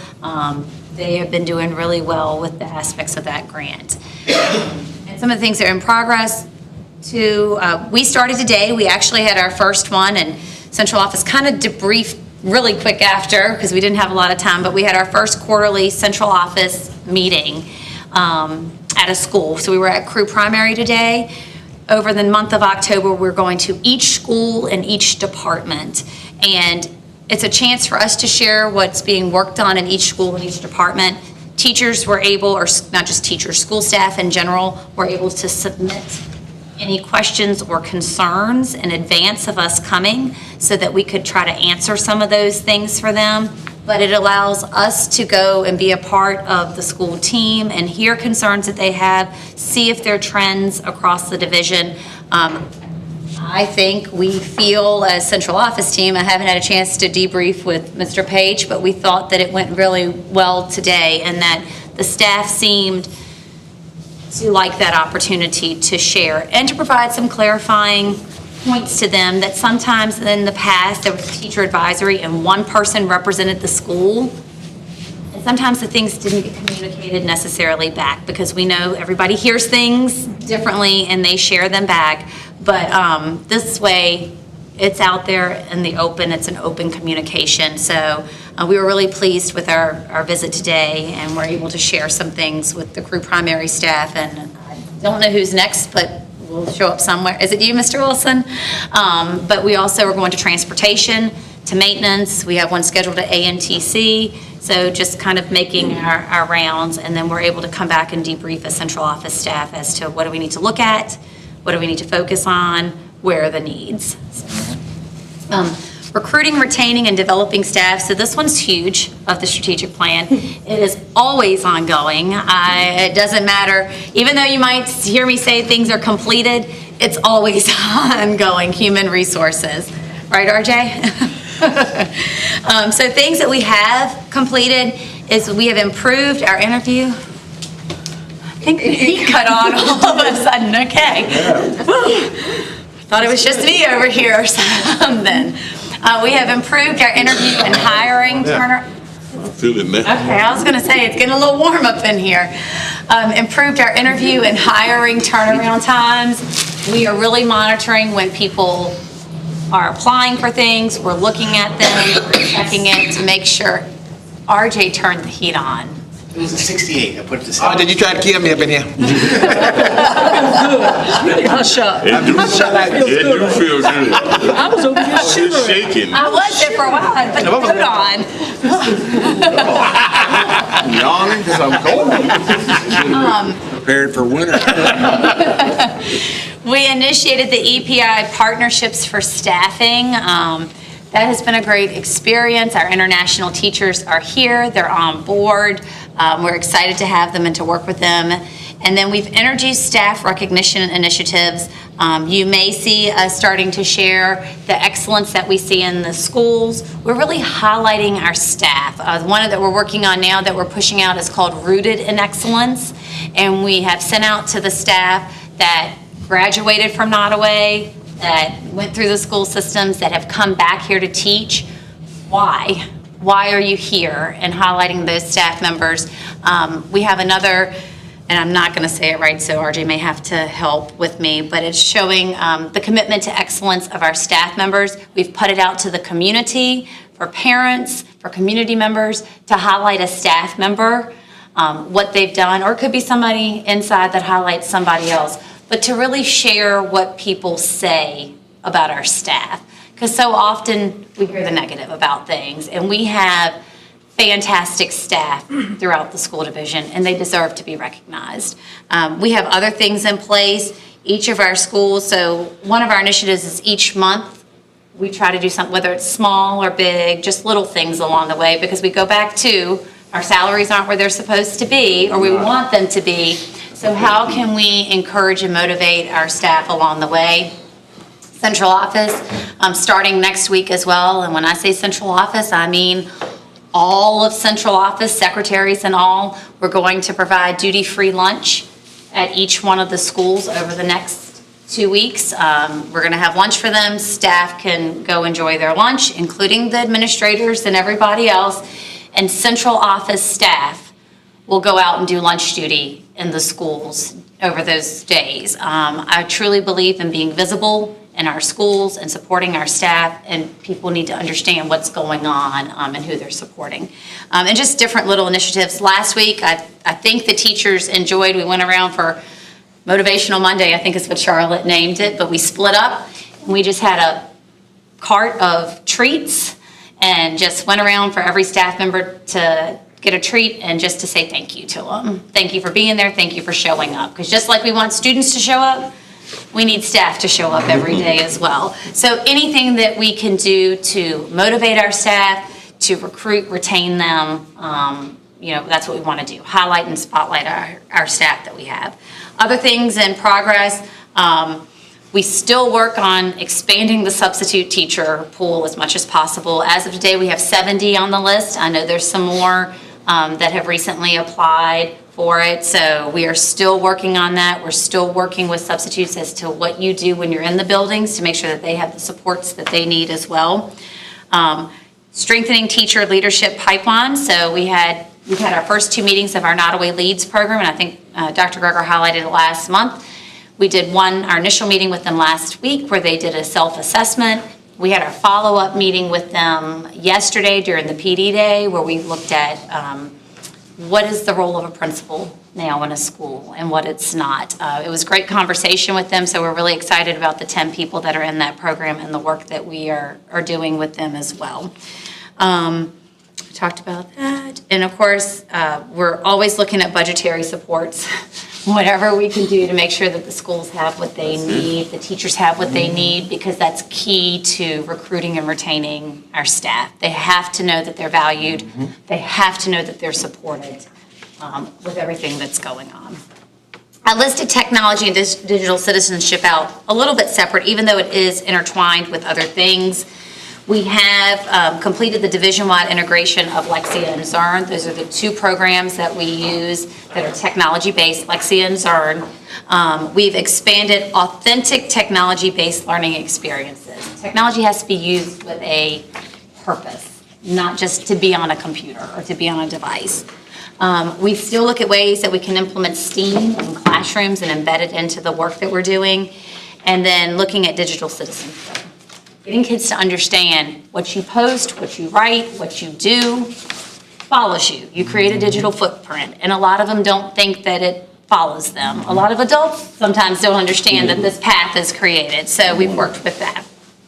Being responsive in communication, as I shared, we have weekly communications to parents coming out of the schools.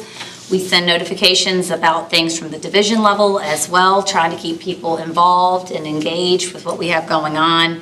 We redesigned the website. We're continuously updating and adding new things for it. We are in the process soon of getting the Nottoway Family Supports page out, which will focus on the counseling aspect, the bullying, and having resources right there at hand for them. We want to make sure it's where we want it to be before we publish that and put it out. I shared with you about the responsiveness of the quarterly cabinet meetings and trying to really strengthen our 2-way communication with staff so that they know that we're in the work with them and hearing from them. Meeting diverse learning needs. We have differentiated instruction in classrooms with small groups. That has been a huge focus of ours this year, is really tailoring our instruction in our classrooms to meet the needs of the students that we have. We've expanded the social emotional learning, the counseling aspects, because we know students have needs. We need to hear what those needs are.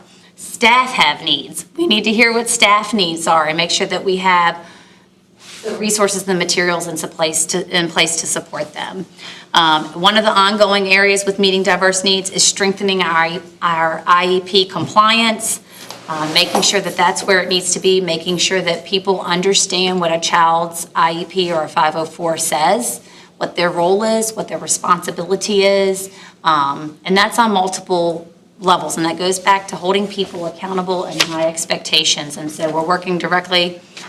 We say we have a shared ownership. We have joint custody in the school board office with things. So Dr. Gravely has jumped on and has taken the bull by the horns with the IEP, but Dr. Lewis has shared custody and visitation rights for special education still. The same thing across the board. I share visitation rights with Dr. Lewis for homeless still and alternative education. And Heather and Sean, Dr. Lewis share visitation rights on transportation when it comes up. So I will say we are truly cross-trained in our office. So you notice I left out RJ. We always leave out RJ because he says nobody wants to be cross-trained with him.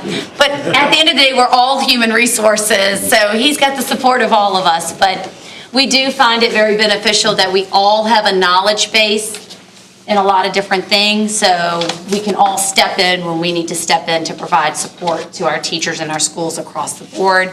So just a couple of key takeaways for you. We've made substantial progress in our strategic plan in the last couple of years, especially in operational safety, increasing that instructional rigor in our schools and our classrooms, our staff support, and really trying to engage with our community. The division is moving from planning now to refinement of processes. How do we refine them? How do we monitor them? How do we make them even better and move forward?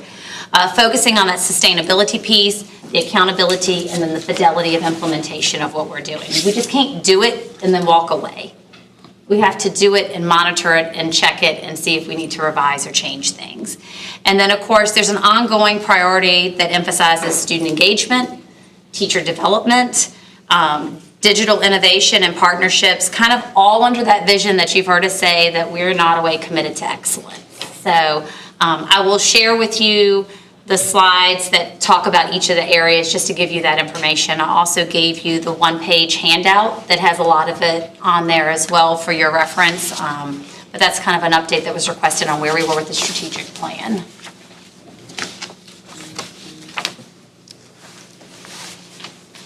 The fiscal year 25 school activity fund audit report, Ms. Meyer.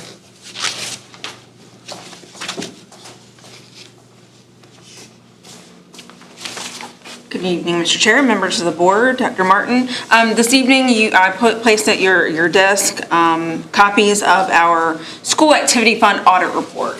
So this is the audit report for the student activity funds that each of the 5 schools holds for them to be able to do things within their school buildings.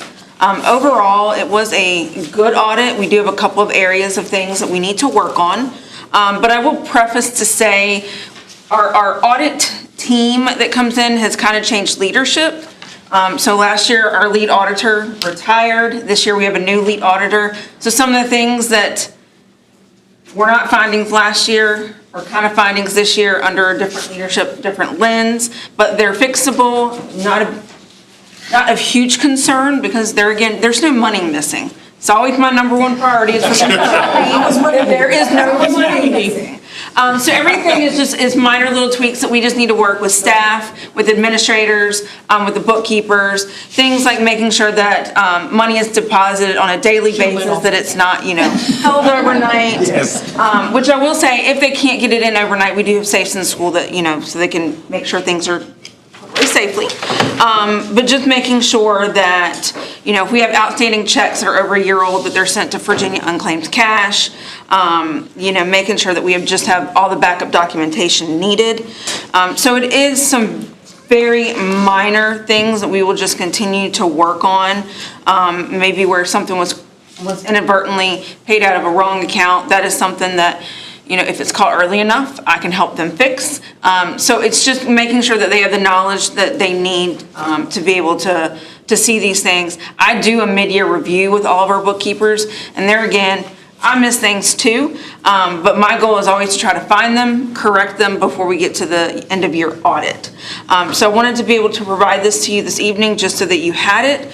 You could see it. If you have any other questions about it, please let me know.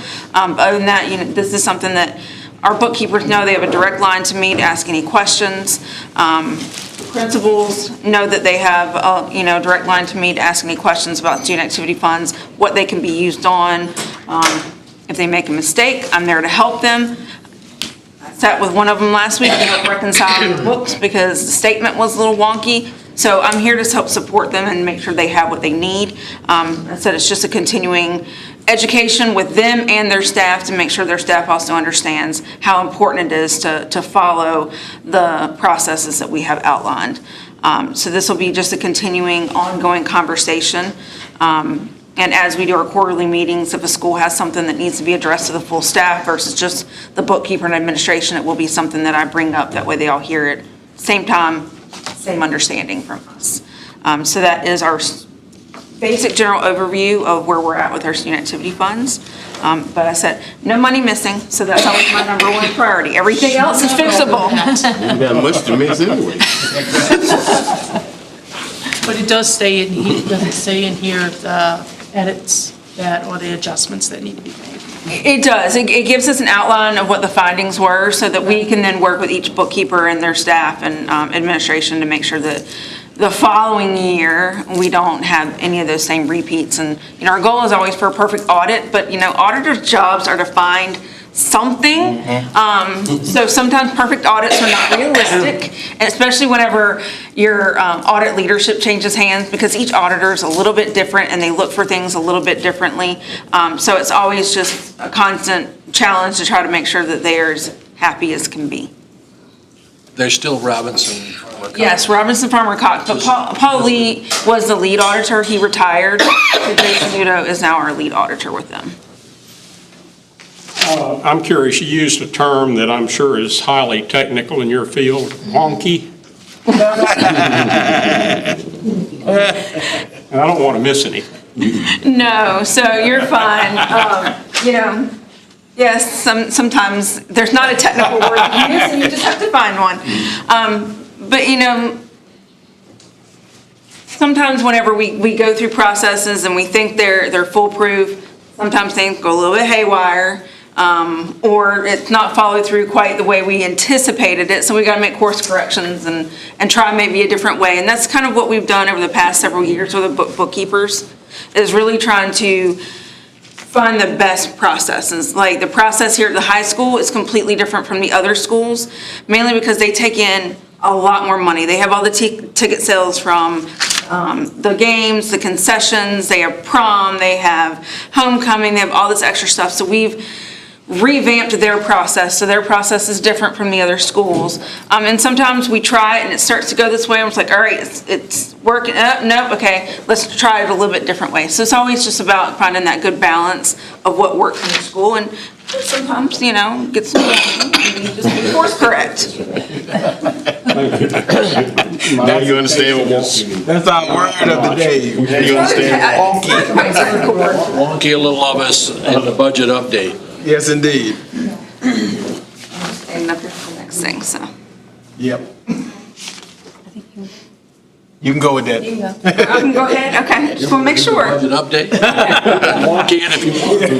So I don't have an actual budget update on where we ended up first quarter, mainly because my finance specialist and I were still reconciling first quarter today and we didn't quite get finished. But what I do have for you this That's not good, you're fired. No, I think she'd say okay. It's a little wonky. No, please don't. This is doctor right here. Mr. Wilson can take over. Mr. Wilson can take over. Not on the agenda for this. We'll be in trouble. So what I have provided for you this evening is our proposed budget calendar for fiscal year '27. It seems so strange to say that. Wow. Almost here. But we have already started. We had our initial leadership team meeting budget kickoff on October 1 with leadership staff, where we really kind of did some fun budget activities to kind of see where each department and principal would kind of spend money if they had it and what their priorities would be. So that was a very fun little activity that we did. And Dr. Martin had mentioned our quarterly meetings with each school. Those meetings will talk about budget, where we're at in the process, what the priorities are for budget. So as we evolve into the budget season and we start having, work sessions with you all with budget, then those conversations will get back to the schools is where, we are putting forth our effort and, where our priorities are. So we had, our first one today. We have the rest through the rest of the week.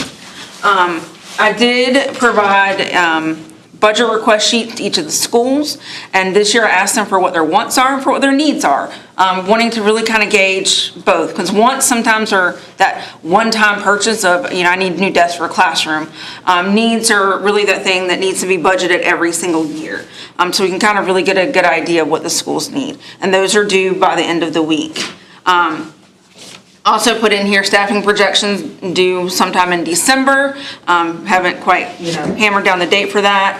We will have our first pre-budget, our one and only pre-budget hearing for community input on December 11th at the school board meeting. And then we go into the actual public hearings in January and February.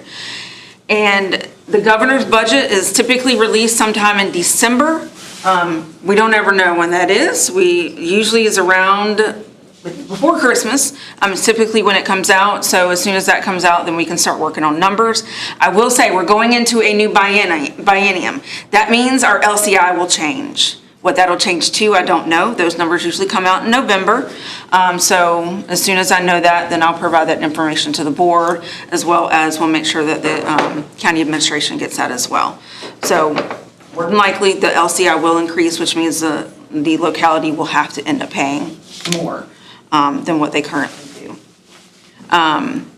General Assembly session is a much longer session this year because it's the first year of the next biennium. So it starts January 14th, should end around March 14th. Also in January, we'll have the first presentation of the proposed budget, which is usually kind of minimal. We just kind of go over what the governor has kind of proposed and how that will fit into, our needs. Hopefully we will have a school board work session in January to talk about budget. We'll have our next quarterly meetings with schools in January.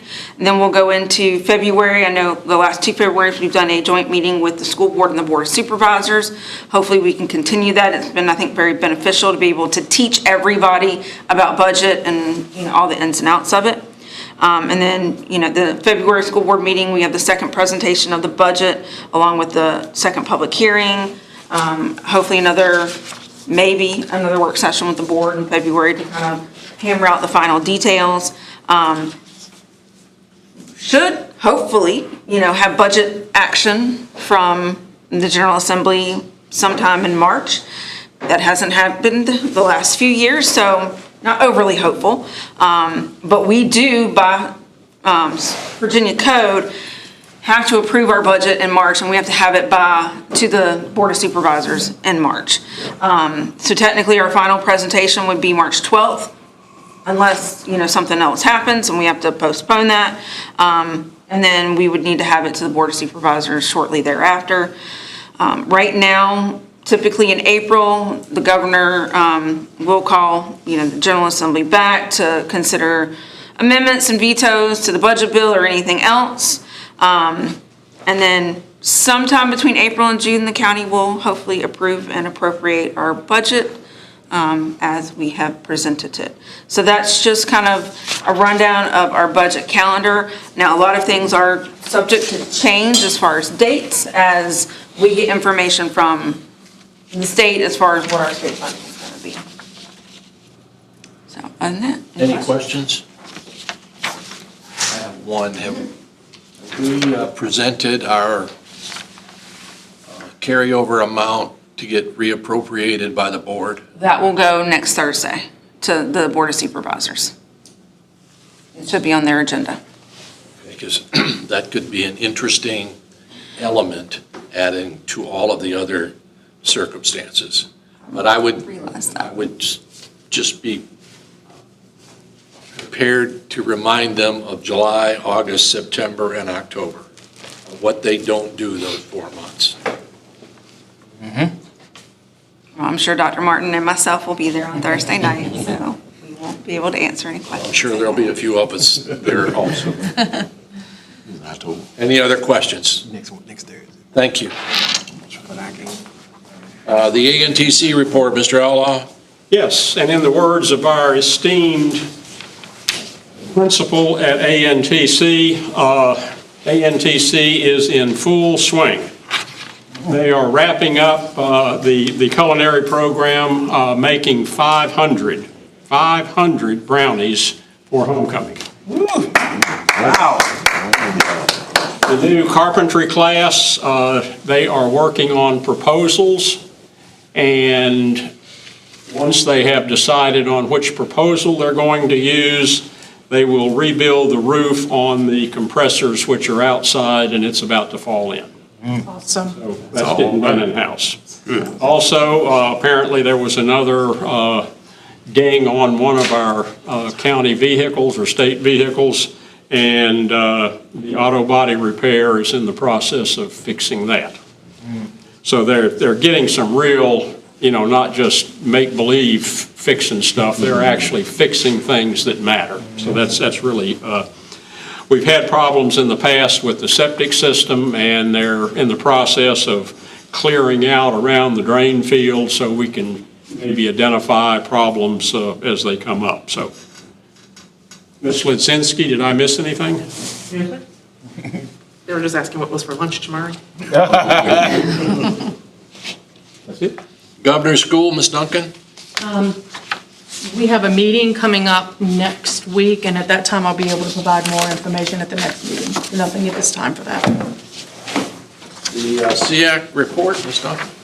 I am ecstatic about what Nottoway has done in the span of 1 year regarding the SEAC.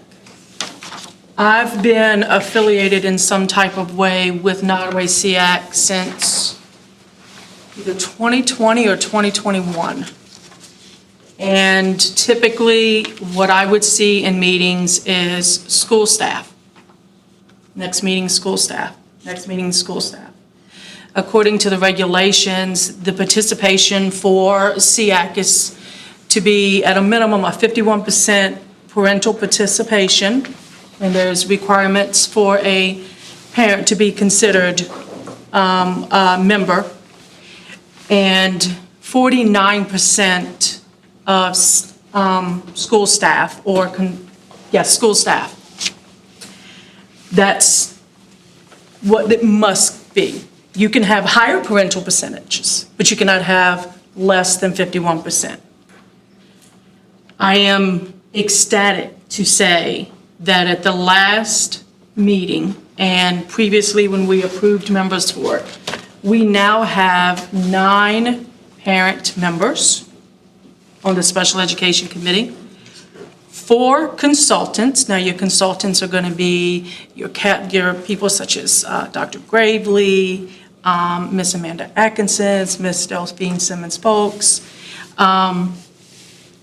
of course, moi, your school board liaison. Those are your consultants, but 9 parents is impressive on what a little bit of work can do and when the community gets involved. The members made requests that they would like to see in future agenda items, communication. They identified that they see great things happening in the Be Kind and Kindness movement in the school, and they would like to see that expanded to a Be Kind and Understanding of special education individuals who are differently abled. It was also shared that they would like to have an agenda item of communication, meaning communication between the school and the parents, and they would like to see more information on how to increase that. It was discussed that potentially subcommittees could be created in order to bring some of these other things into fruition. At the next meeting, we will appoint the officers. Typically, it is done in April, but due to, again, we really didn't have these things in place. We didn't have the people who could hold the chairperson position, the secretary position, and now we do. So I'm very excited about the future to come with our SEAC. It's still open. I can't remember, forgive me, I don't remember the next meeting, but it is on the website listed for the next meeting dates. November. Thank you. Do you know November what? I think it's the 11th, but don't quote me, but I think it's the 11th.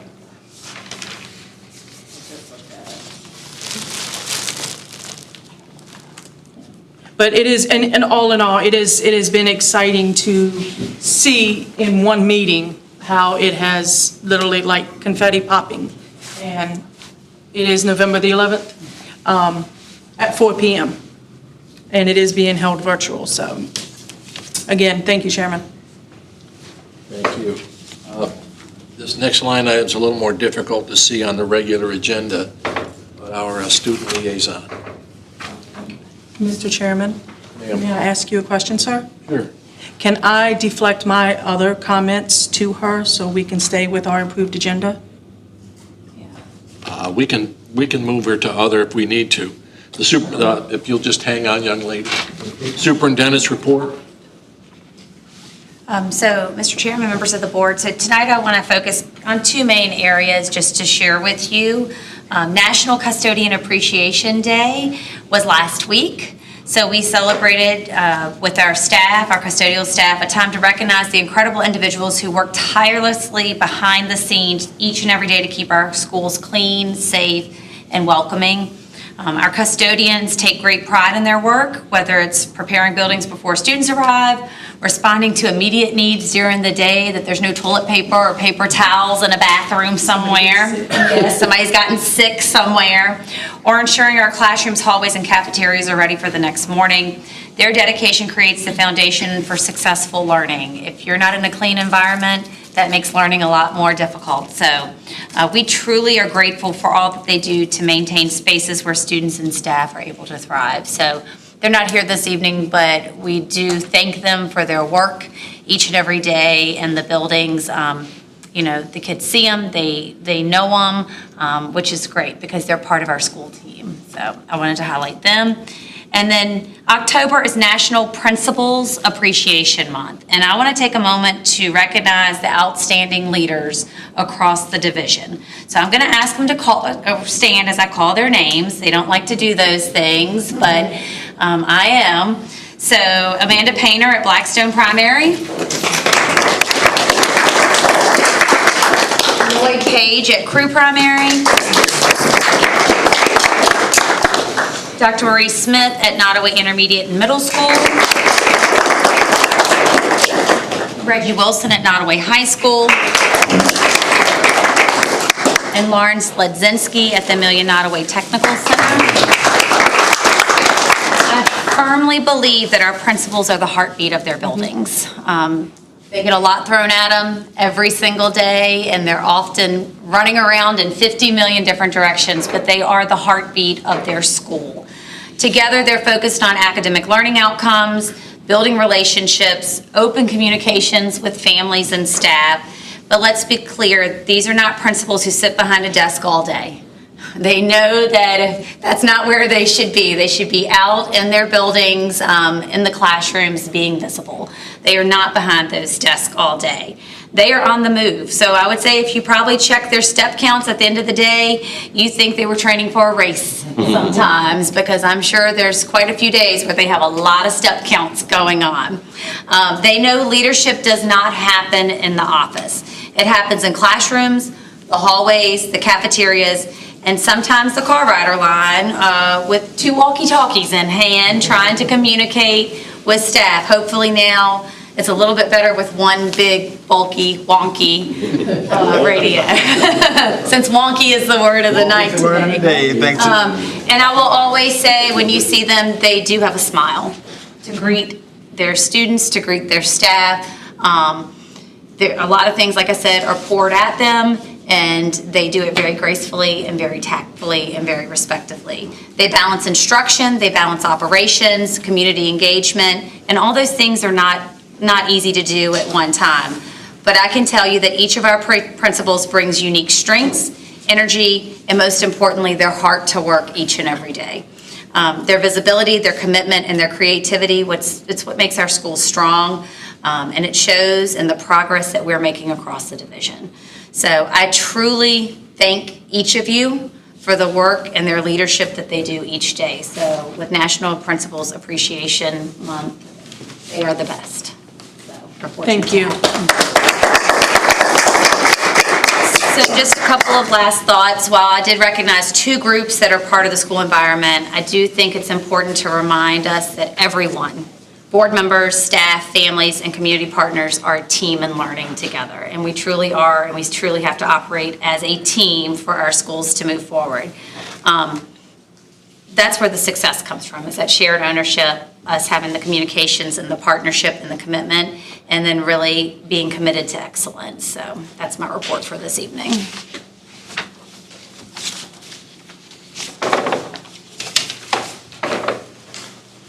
Matters of school board interest, October 22nd will be a work session. I would suggest that we are prepared to discuss some of what happened here tonight. We do not have a work session in November or December. The annual conference, the 19th through the 21st. And now for other, and I will digress to our student liaison. This week on Tuesday, the Honor Society sponsored a blood drive. They received 31 units of blood.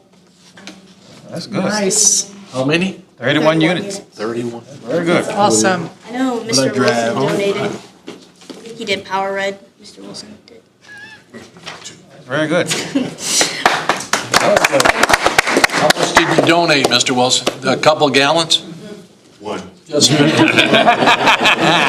gallon. We have a homecoming football game this Friday, and that same day there's going to be military appreciation and announcing homecoming court. And then that Saturday we also have homecoming dance.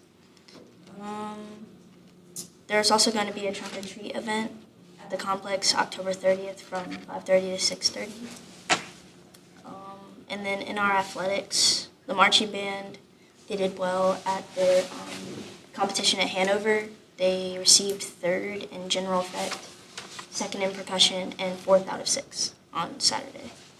The golf team, they are regular season champions and district champions. The volleyball team, they're going to have a pink out game to support breast cancer awareness on Tuesday, October 14th. Their senior night is October 28th. And then football is going to have a senior night on October 24th, announcing every senior from their sport.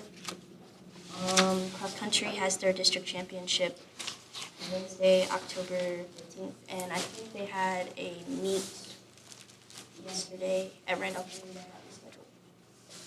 And Scholastic Bowl season has started.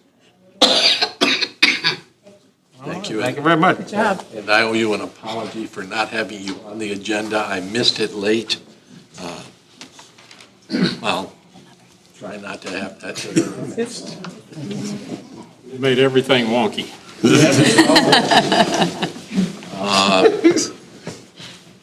Mr. Outlaw. Nothing. Mr. Rowe? Nothing, sir. Mr. Wilson? Yes. I want to, I sit and think about this all the time, to thank our principals and our teachers. What bothers me is what we pay them and what we pay. And that's like a pet peeve of mine, because without teachers, I couldn't sit here today. I wouldn't know how to read when I do math. I took a real estate test. It's one of the hardest tests in the world, but I passed it. So I want to just continue on to say thank you very much for what you all do. And I, and probably the board members, appreciate that. Because it's very, very important that we have our teachers. That's all. Thank you. Mrs. Duncan. Yes, thank you, Chair. Principal appreciation, and when we do teacher appreciation and then seeing the cart going around, it really got me to thinking about how much each person invests of themselves. They could be somewhere else, they could be in a different profession.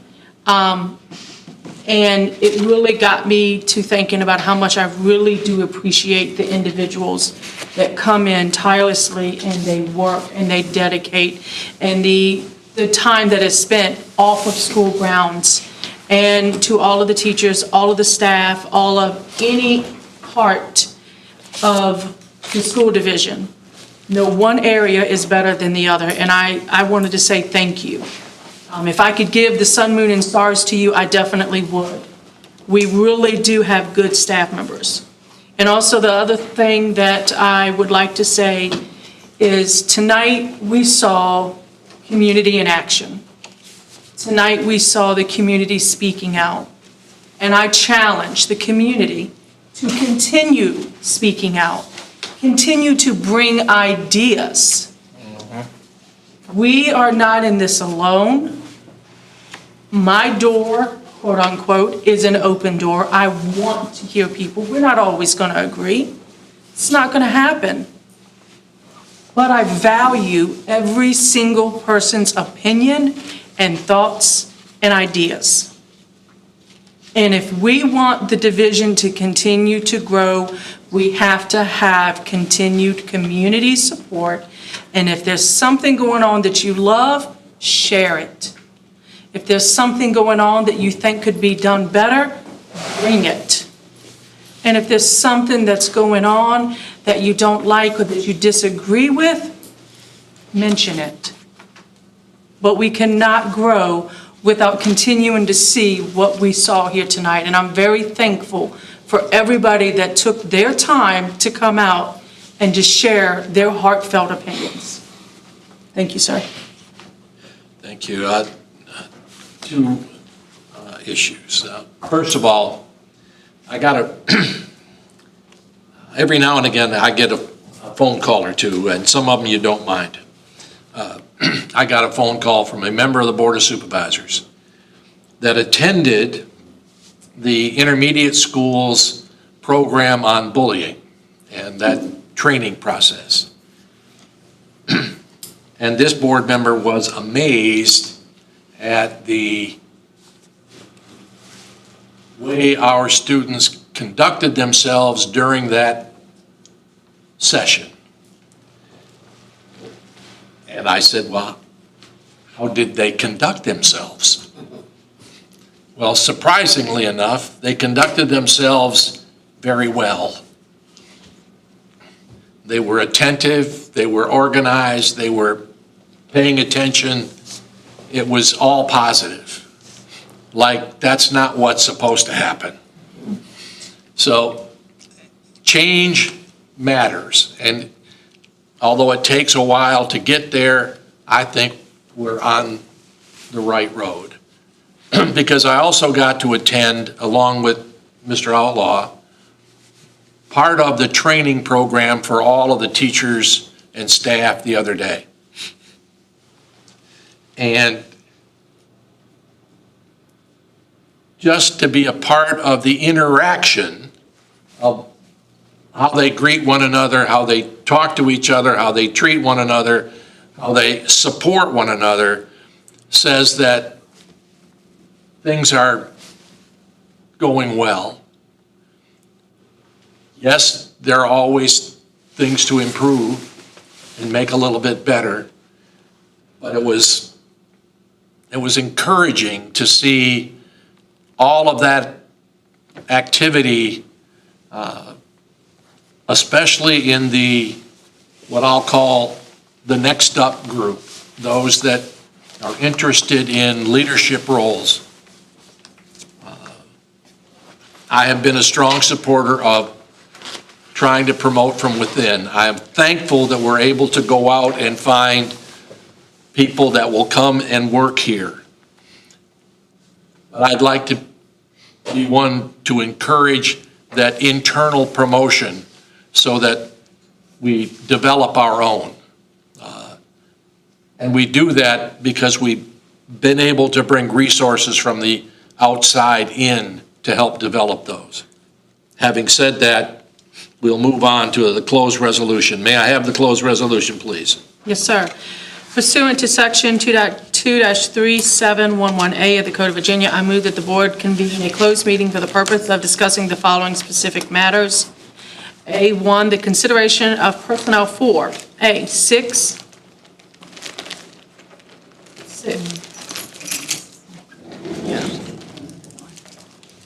7 appointments. Yeah, 7, okay. 6, 7. 6, 7 guys. 6, 7 in the book. Okay. 6, 7. Sorry. I forgot to change the word. 7 appointments, 3 substitute teachers, 1 Title I instructional assistant, 1 assistant baseball coach, 1 EL teacher, and 1 softball coach. B, informational, 2 resignations. C, 1 retirement, 1 computer network administrator. D, 3 resignations, 1, no, I'm sorry.